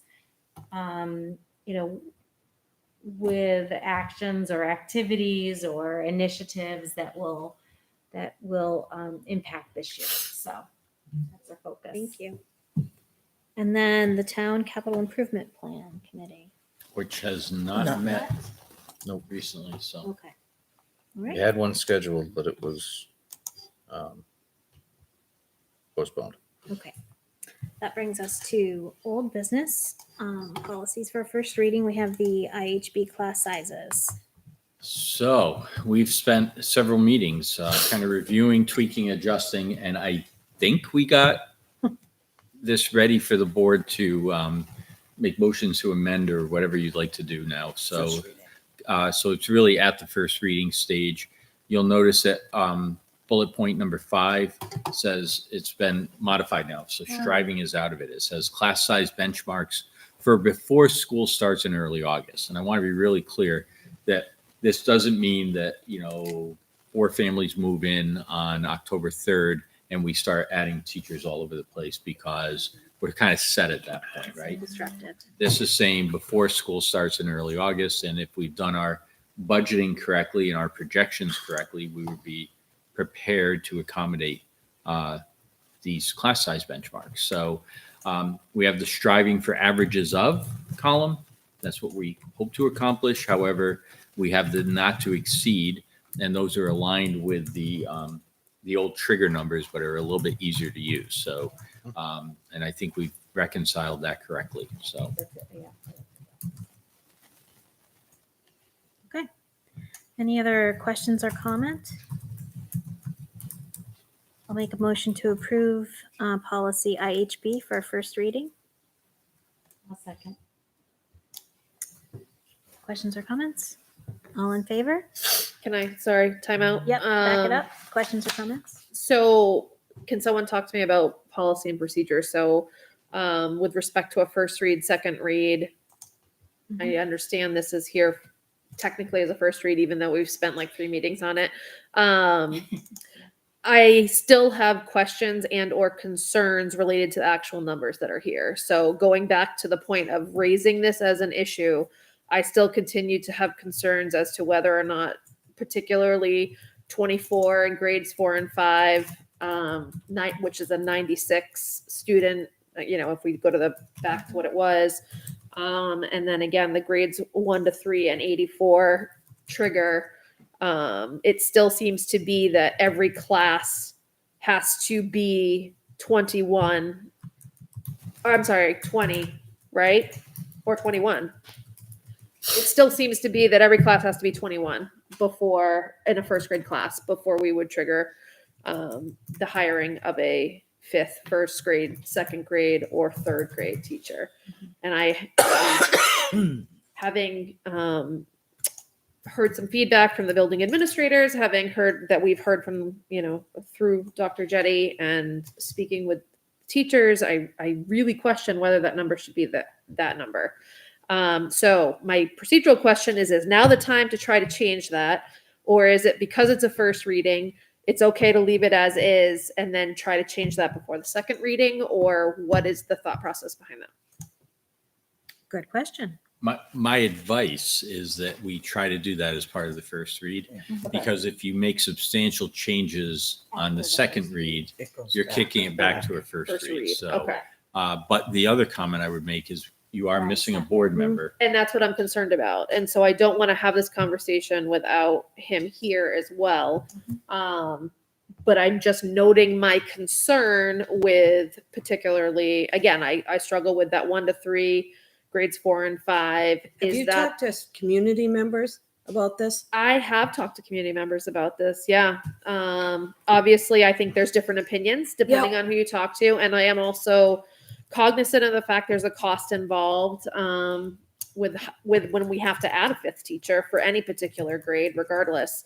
And again, I'm saying adding a your grade. kids are younger than mine. Yeah. A different demographic. Yeah. I mean, I think there was a lot of concern when that number for 4th grade was up 97, 98 students. And we were seriously going to have a couple of classes that looked like they might be approaching 25 for a period of time.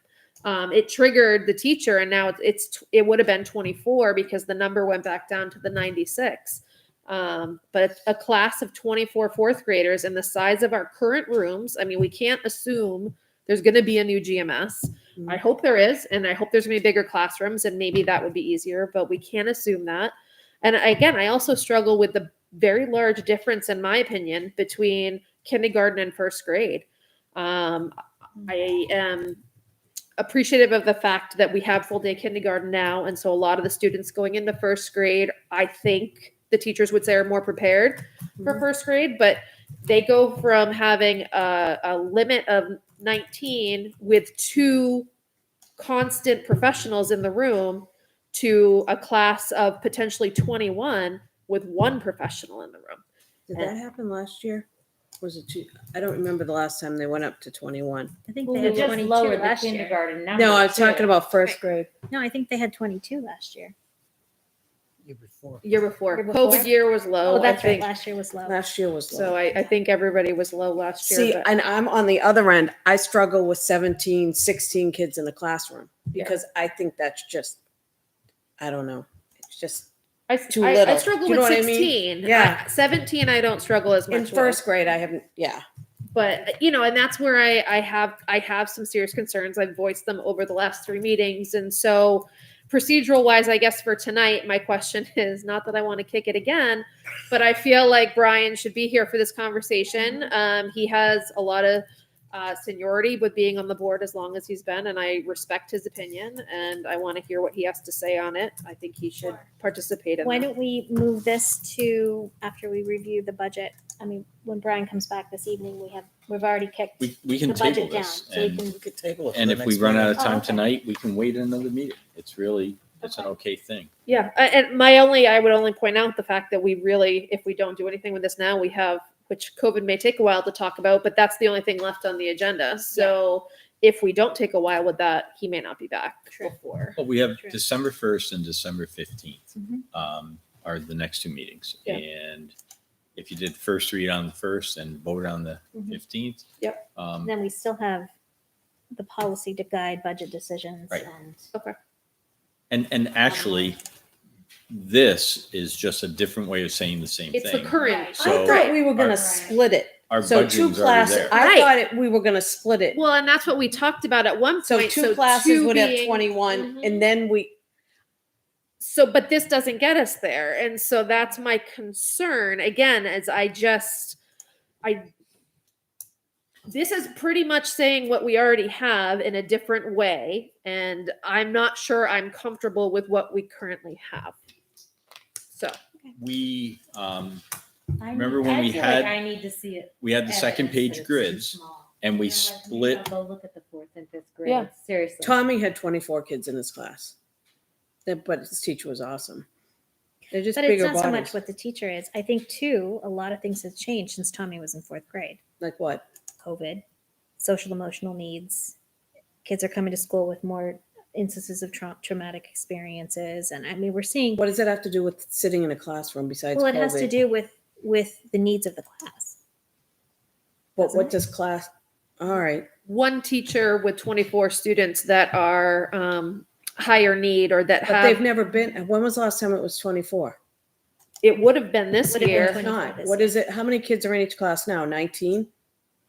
18? I don't know. I get all the numbers mixed up in my head. I'm just asking questions, but it's not. No, I think they're Yeah. good They're good questions. questions, yeah. I Well, and that goes back to items 1 through 4, Yeah.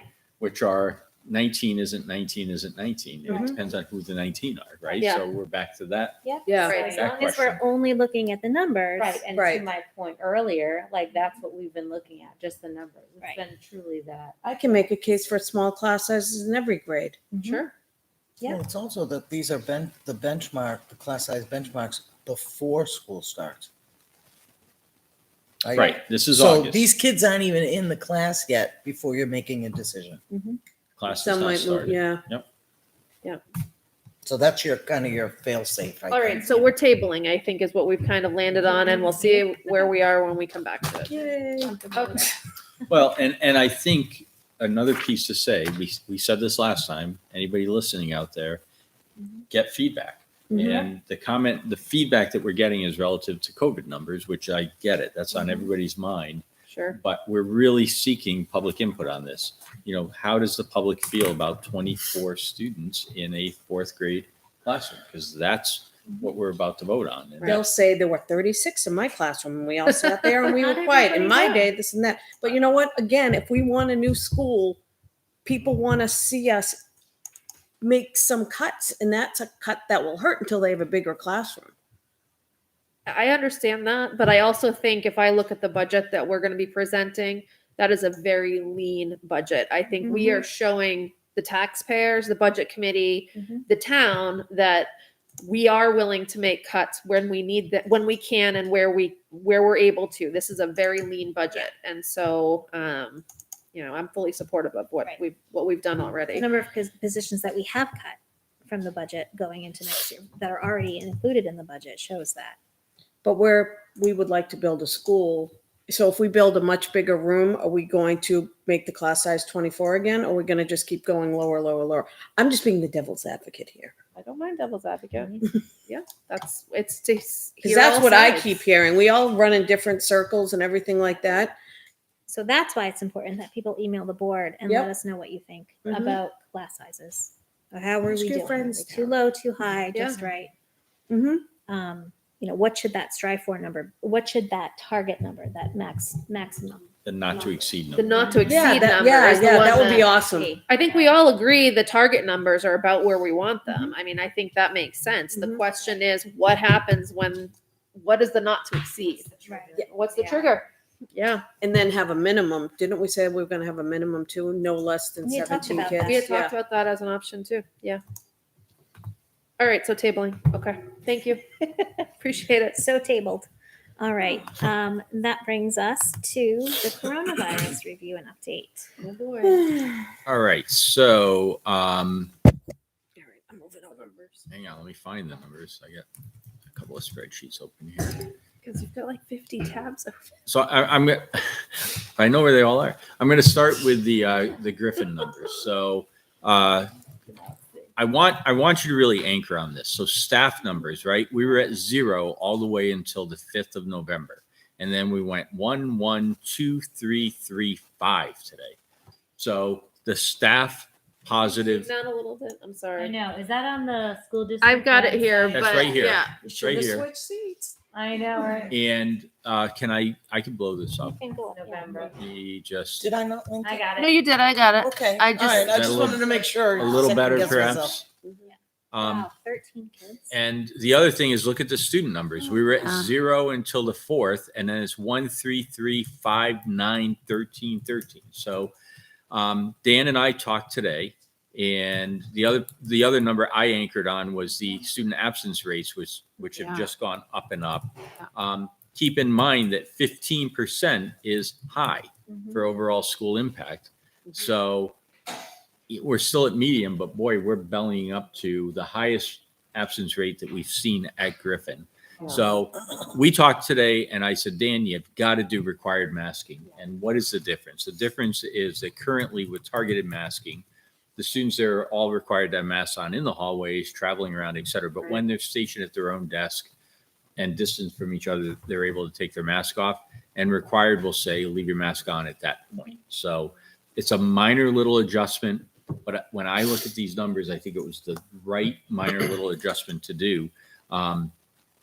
You know, Dan and I talked about, should we be looking at a cooling off period with Thanksgiving? And I said, I think it's too late to pull that. I think, you know, we really need to try the masking piece at this point. Parents are depending on us. I think we're going to have a higher absence rate for Monday and Tuesday of next week anyway, because it's Monday and Tuesday of Thanksgiving week. And I think students will naturally be absent. So right now we're just doing the masking status change to required. I feel it's justified by the numbers, and I think it's good preventative strategy. So teachers were, he had a stand-up meeting, I think, at the end of the day to sort of talk about, here's what we're going to do. An email, I believe, has gone out to Griffin parents. Board should have been copied on that. And that's our situation at Griffin. So let me pause on Griffin for a minute and see if there's anything you note or want to. So are you going to count the student absences on Monday and Tuesday when they're traditionally high anyway? We're going to report them, but They might be up to 22%, they could be. And that's not all COVID. it's not all COVID. But I think the other thing is, if you look over here at the pending tests, we'll have that number. So, you know, this sort of dropped a little bit, but it's picked back up again. I mean, we're at 23 pending tests. So, you know, now of the 23 pending, the majority are going to come back negative. But when you have your student numbers going up, you know, I think we got to pay attention to that. So we'll keep all of it in mind going through the end of November. All right, on GMS, anything else? Find out about the pending tests. Is that through parents, or do you It's- get a report? The from nurse is the- tracking it. the So, nurse is tracking you know, it. Okay. typically those are kiddos that we've sent home, and we know Sure. we're saying they're pending tests. We Right. need to have a test before they can come Or a back. parent might say, you know, she's got a sore throat and a headache, so we're going to get her tested and we'll send her back when we get the results back. That's what I Right. do when I mean, we we had go. a test done on Saturday. We didn't tell anybody in school because it's, you know, 4-day weekend, right? And then it came back negative the next day. So that wouldn't have even shown on here. But 58 students absent, 23 we know are pending tests. Sure. There's a way to read that. Yeah, So yeah, you're right. In your case, it wouldn't have even shown as an absence. Right. What's And- the difference between the 23 pending and the 34 quarantine not positive? Are those sibling cases? Those are. So the 34, well, that's another good column to pay attention to, because that's ticking up also as Right. you look at Yeah. it. But these are siblings or other close contacts. So Okay. remember, for the most part, it's household contact. Right. But it could be a parent who's positive and now the child is quarantined as a result of that. You're going to see, you know, with the vaccine clinics and the access to the vaccine ages 5+, because those students, once they've had their time to become fully inoculated, they are not going to need to quarantine. So, you know, the Griffin numbers will drop as a result of the access to vaccine. We'll come back to the vaccine clinic at the end of our discussion. Oh, please do. LMS. So the LMS numbers, notice that we are required masking all the way through. That was on DHHS recommendation. And you'll see that the staff numbers actually hit their high here. We had 7 staff members, and it was largely concentrated in the 8th grade. And so they've now dropped back off. So we're back to 0. So the masking seems to have worked. Unfortunately, so does natural immunity seems to work, because the cases have decreased there. For students, though, it's continuing to trend upward. And that's what Jen was talking about. I mean, she's at 21 students at this point who are home and positive. So what's that, 5%? It's even more than 5% of the population. So she has fewer students who are quarantining. So those numbers have come down a little bit. And her student absence rate is at 10.7. So again, that's high, much higher than what we've seen. I mean, we started the month at 5% in the low range, and now we're at almost 11%. So it's medium, but getting closer to 15 where it becomes high.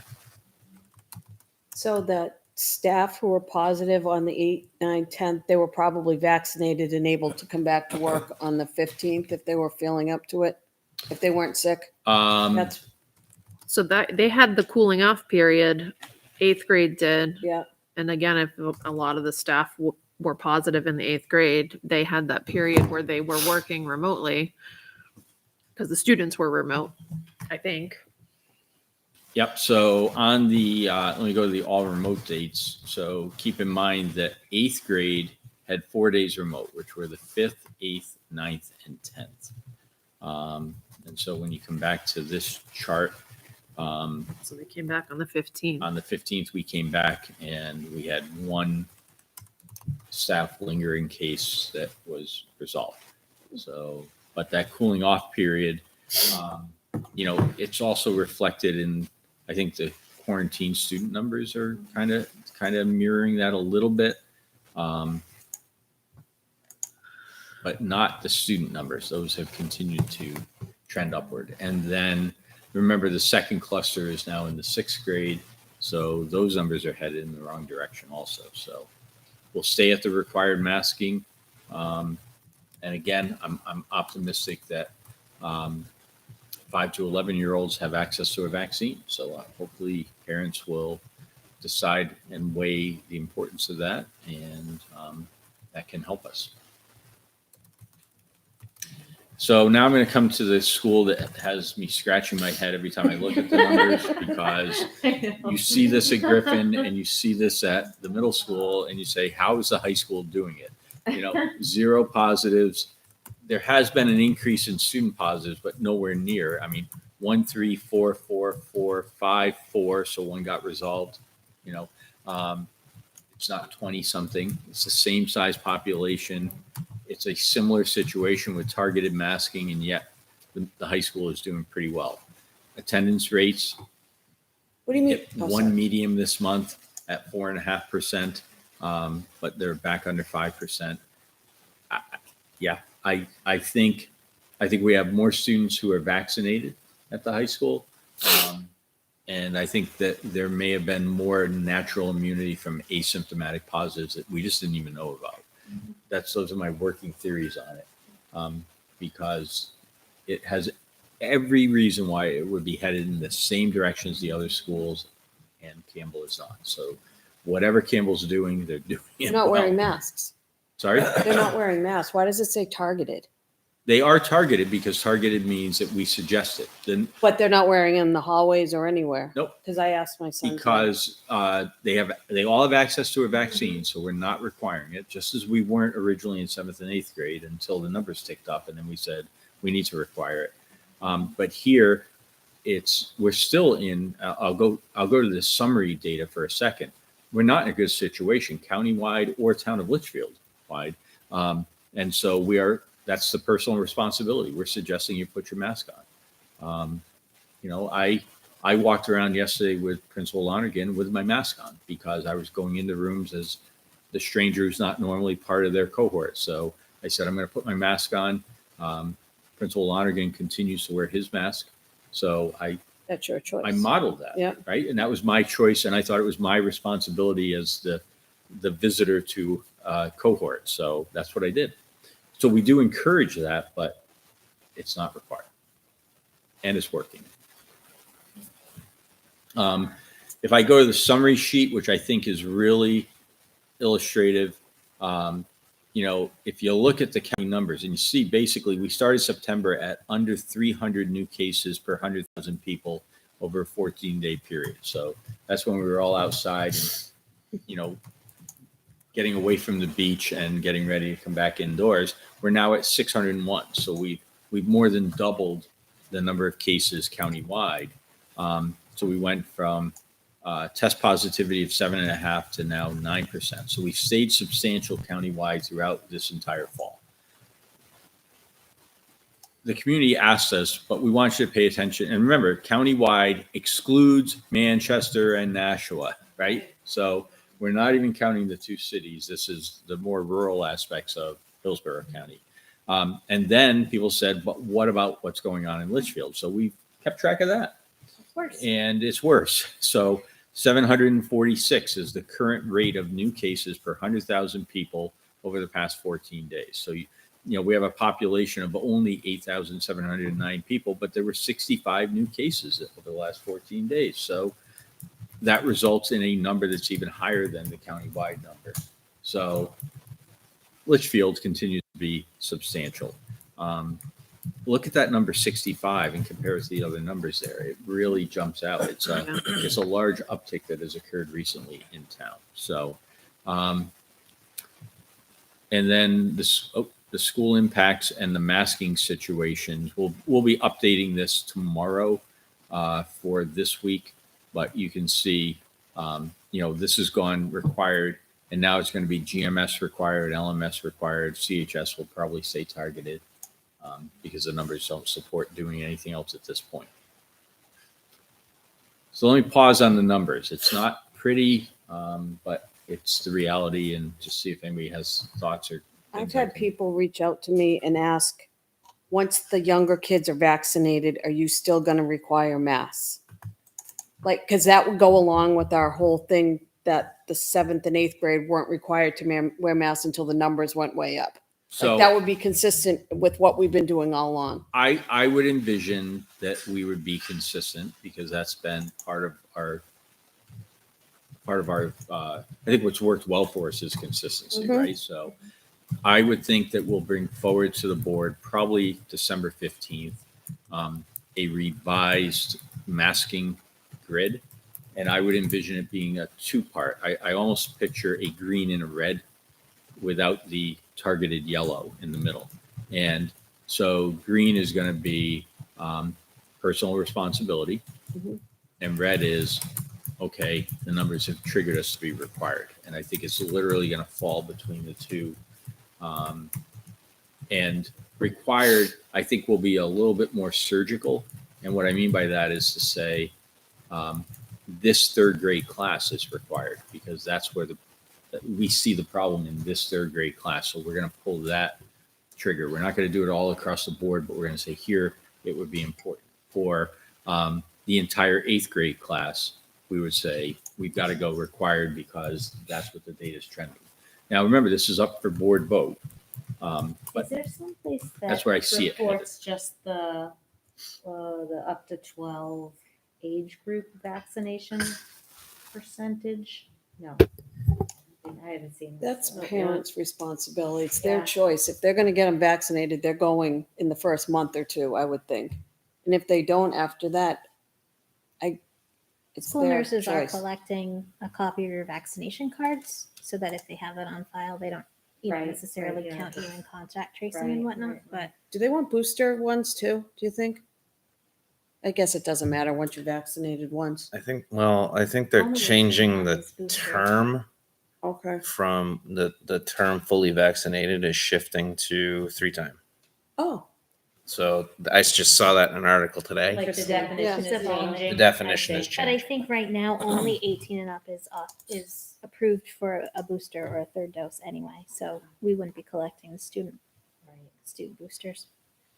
I'm trying to pull, so I'm on the state COVID site. I just want to remain And- consistent, because that just triggers more questions and more finger pointing and more this and more that. I clicked on the vaccination tab up top. So one of these used to say vaccination. Now I'm in it, right? Right. But I also have a spinning pinwheel of death. So I'm trying to figure out, but I think we can actually drill into that. Probably because you have so So, many tabs. all right. open, So Mike. vaccine operational dashboard, right? And I can pull vaccination data by county here. You'll notice they haven't even gone below age 12 yet in the grid, but they're saying that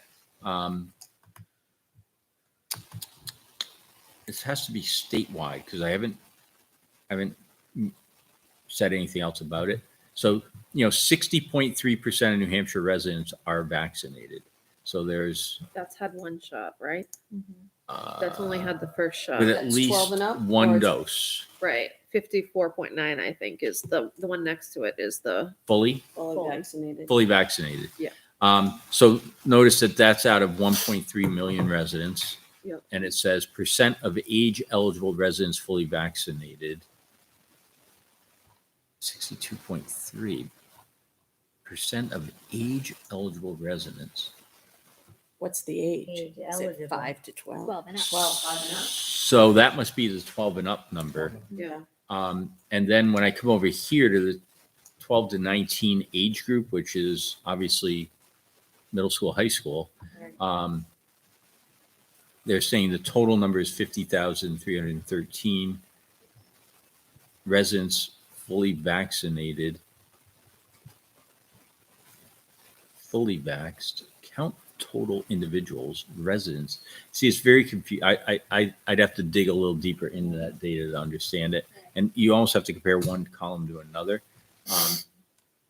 And I'm imagining eventually there's going to be a 5 to 11 group right above it that they'll trigger in on. They just haven't done it yet.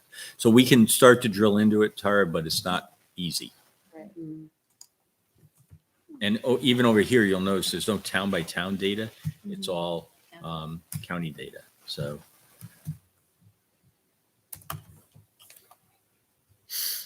All right. So I'm going to say I have some concerns right now, obviously, for the schools. I mean, I think, we're doing the best we can with what we're facing, but the numbers, I guess my concern focuses around, correct me if I'm wrong, but these are the highest numbers, I think, that there has ever been, both in terms of positivity rate, in terms of the number of active cases, in terms of Litchfield is at one of its highest rates. And so last year, we would have had masks at all 3 schools. And so I agree with you. I don't think by our own data points that it triggers mask use at the high school. But I'm hesitant about that just because I feel like it's going to be very easy for it to pop up there. And why is it not popping up there, I guess is my question. Do we do anything about that? I'm concerned. I'm just going to say that with how high around us is. But that being, and I think The masks are the mitigation, right? right, but we're not doing it and That's I the think parent's there's a choice and the Right. kid's choice. I agree with When that. you see an issue. Yeah. But there is a peer social component to it. I think the kids, I think we just need to be cognizant of the fact that, and the fact that they don't see their peers wearing a mask, they may not wear a mask. And so my fear is that the kid who may even still be nervous about COVID isn't going to wear a mask because they don't want to be one of the few. Because my understanding is at the high school right now, there aren't very many. 5% is what my son guesstimated today. Yeah, I asked. My kids have both been more comfortable with a mask at school since day one. So my kids have been wearing them consistently. So Grace can hang out with my kids. Okay. If she's worried about I it. will tell you, I do see students with masks on. I saw 2 faculty members today having a conversation with masks on. So I do think Principal Lonergan is sort of modeling that. Yeah, and no, I know he is. There's a comfort level that goes with it, but I didn't see any at parent-teacher conferences on staff Yeah, Peter or said the same parents. thing. Well, maybe a few on parents.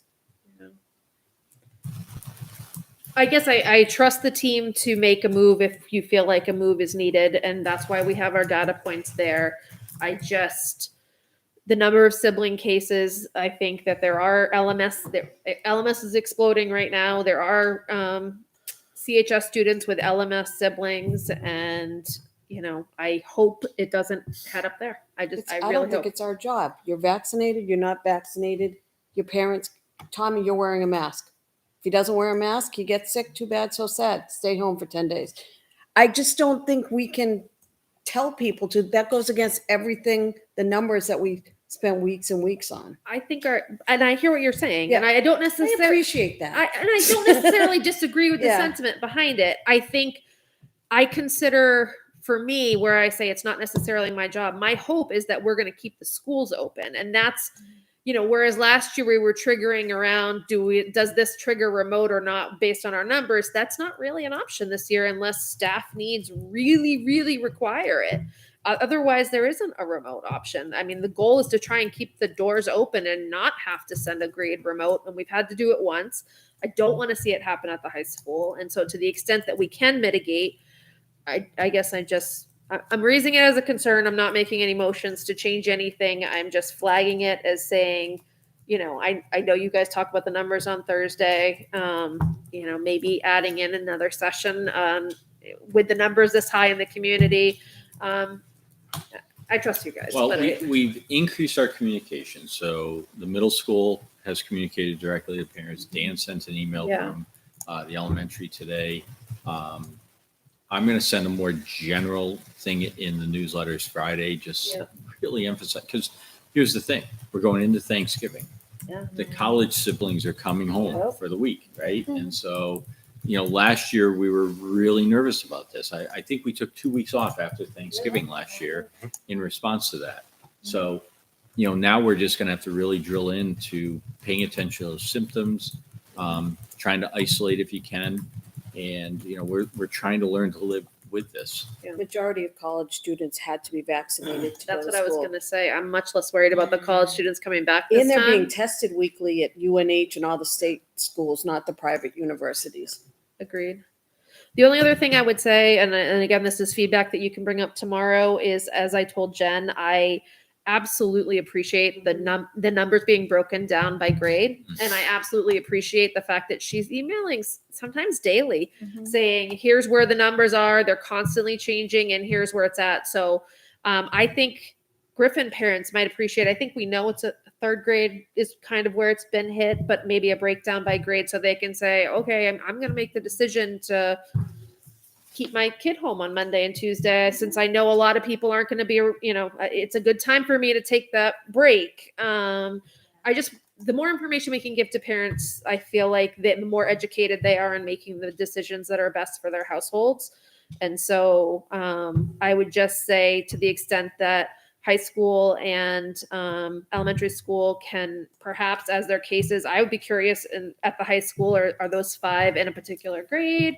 Are they spread out? I don't know. They got like their mix at the high school, kind of. They do. I mean, they have different And lunches classes and everything. Yeah. So I think it's not as relevant, but I still think it'd be helpful just to kind of have an idea of where trends might be starting. Oh, I see 3 over there. Okay, that makes me, but they're not necessarily related, but Let me talk with the team. I'm looking at the spreadsheet. I mean, I think actually I've been complimented by other school districts. They like the simplicity of our sheet, right? I don't think the sheet should change. And, because I was thinking I could add a column in where it has positive students to, grade level impact. No. But I think it just spreads it out and just. I do. I think it might be too much information on the sheet. But I think coming from the building administrator in their Friday newsletter that says the COVID breakdown for this week is this many cases, 5, 6, 7, 8, the way that Jen's been laying it out is incredibly helpful. So, I like how short and sweet her things are. I don't need all the fluff. They're just bang. Bulleted. Yeah. Right. Sorry. And I can talk to Dan about doing the same thing, because I don't think there's any harm in the grade level piece of it, right? So, all right. Sorry, thank you. Anything else on it? Well, not on that, no. But we do have the policy to revisit, So the volunteer. here's what I'm going to suggest to the board. So the volunteer policy, I think this is also part of our December revisit. Okay. And what I'm going to propose is that once we have, why December 15th? Because by January 1st, every single 5-year-old plus will have had access to 2 shots and the time to become fully inoculated, right? So, I'm going to actually propose that we lift that, because, part of our argument was visitors coming in the building, volunteers coming in the building, and potentially spreading to students who are not vaccinated. But because of the access, I'm going to suggest that we soften all that going forward. So again, it'll be up to the board to make a final vote on it, but I'd rather do it as one comprehensive. There's a game changer, and the game changer is the vaccine. And so now let's make the following adjustments in the following ways. And our team just needs a little more time to make sure we cover all the pieces. So I don't think we need to do anything tonight other than stay the course through the new year. And then the board can consider it next time. Okay. All right, sounds good. So we'll table that for next time as well. And if I may, it's not on here, but I want to talk about the vaccine clinic. So the email that came out yesterday from me, so just really important that the board understand this, that the day the Public Health Network emailed out the first survey that said, would you be interested in this? Because they were trying to gauge the importance of it. I called right away and I said, we want to be really actively involved. I have felt all along that we've been included in Hudson's efforts, but it really has not been a joint collaborative thing. So we've had access, but it has not been joint, it has not been collaborative. And I was trying to get ahead of it by contacting the Public Health Network to say, we want to bring this to Litchfield. And I was assured, yes, we'll work with you on this. And then the email from Hudson came out yesterday to Hudson parents at 1:00 in the afternoon and got forwarded to me with a, hey, if you want to send this out to your parents, you're also included in it. And I just like, so I'm literally sitting in the dental chair. Sorry. Half my face is numb. I'm having procedures I didn't want to have done. And I'm like, are you kidding me? I got to send this out to parents now. And so I tried to do it during a break in procedure from School Messenger, but I couldn't get the links to work correct on the phone app. So I had to wait until I got home last night to send it out to Litchfield parents. And, the good news is there seemed to still be plenty of time slots available. And I was emailing off to the folks to say, this is not collaborative and cooperative. I want us to get better at the way if we're going to be linked as a community, I'm okay with that, but let's work together on it and make sure that we're communicating out. Shouldn't our firefighter, because the Hudson fire chief was signed that email, shouldn't they have been in contact with our fire chief, or aren't they on a committee together? I just was shocked. It's not. So our fire chief is the health officer for the town, right? I think. So did he not know? The about deputy this? fire chief is the health officer. Yeah. Frank's the emergency management. Emergency management. So did he not know about this either? See, that's a Well, problem. I had emailed Frank to say, Frank, what can we do to get something here in town? I really want to be proactive. I want to keep the schools open, and that means being proactive on this. And he said it. He checked with his folks in Concord at the fire med folks and the emergency management people. They said it's all being handled by the Public Health Network. So he's the one who referred me back to the folks in Nashua because that's our Public Health Network.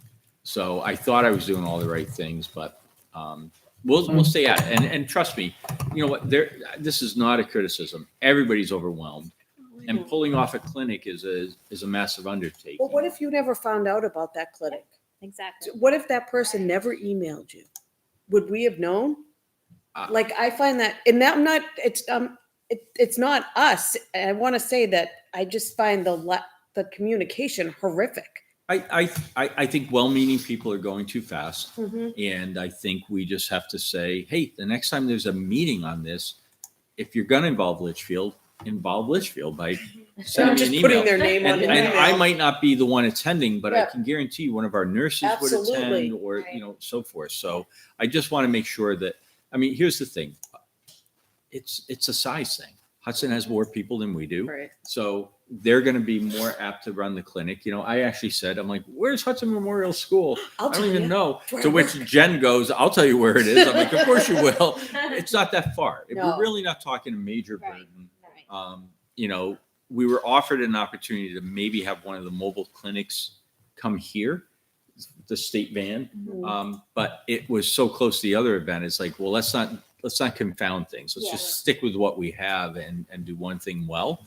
And there are plenty of slots, and they say they'll add slots if they fill the slots. So, As a parent who had two students in the other age group, 12 to 18, go through the last clinic, it was very well run. It was very efficient. My students, they were seen in, out. They had the observation period.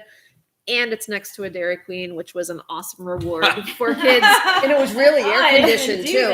For kids who cooperate for shots, I'll just say it was quite beneficial to be able to grab a small little blizzard on the way. Memorial's just as close. Yeah, that's what I'm saying. So that's to the extent that it wasn't that far, it wasn't a big deal, and so Went the fast. communication should be better. But in terms of actually being in Hudson, it's very accessible. And we are grateful to Hudson for including us Absolutely. and sending out an invitation, Yeah. belated as it may have been.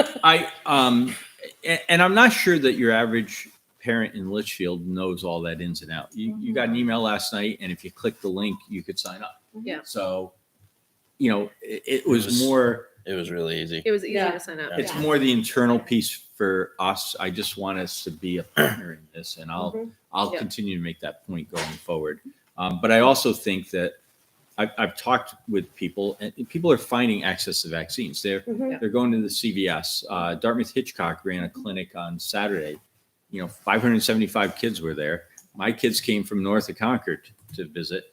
I'm sure some people from Litchfield access that clinic too. So there are options that are out there and available, and people are actively pursuing them. So that's the plus. Again, all optimistic toward why we can kind of change our standards come the new year. Yep. All right. Anything else on coronavirus? I can't wait for the day that we stop having this as a standing agenda item, but all right. Any questions on the manifest?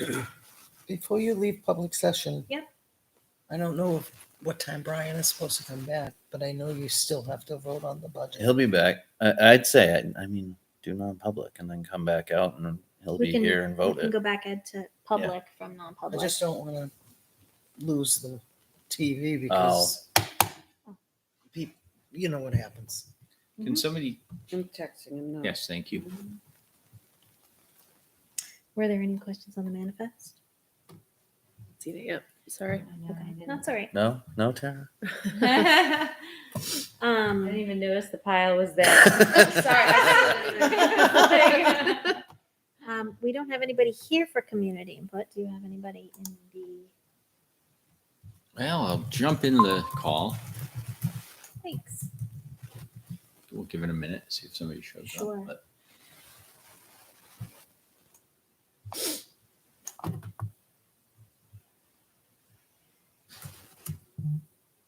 and they haven't. Okay, then you can go ahead and go out of that. Right.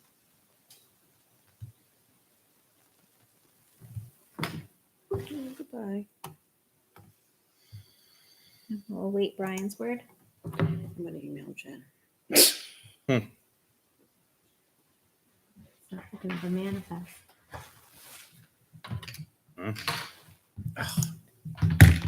Well, we didn't have any. Nobody here had any changes to the budget. No. No. Okay.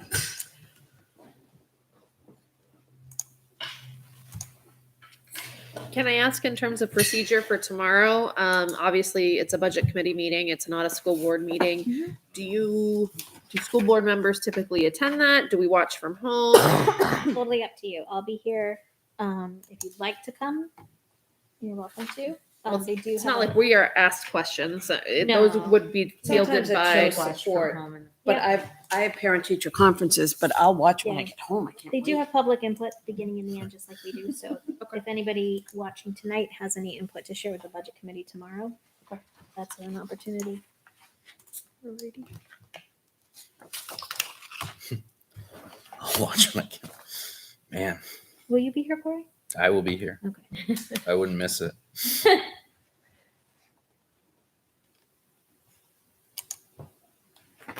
Okay. I feel like we need to do something We need to go into non-public, I think, and and then come back do the out. rest of our business. And Okay. if we have to come back out, we'll come back out. All right.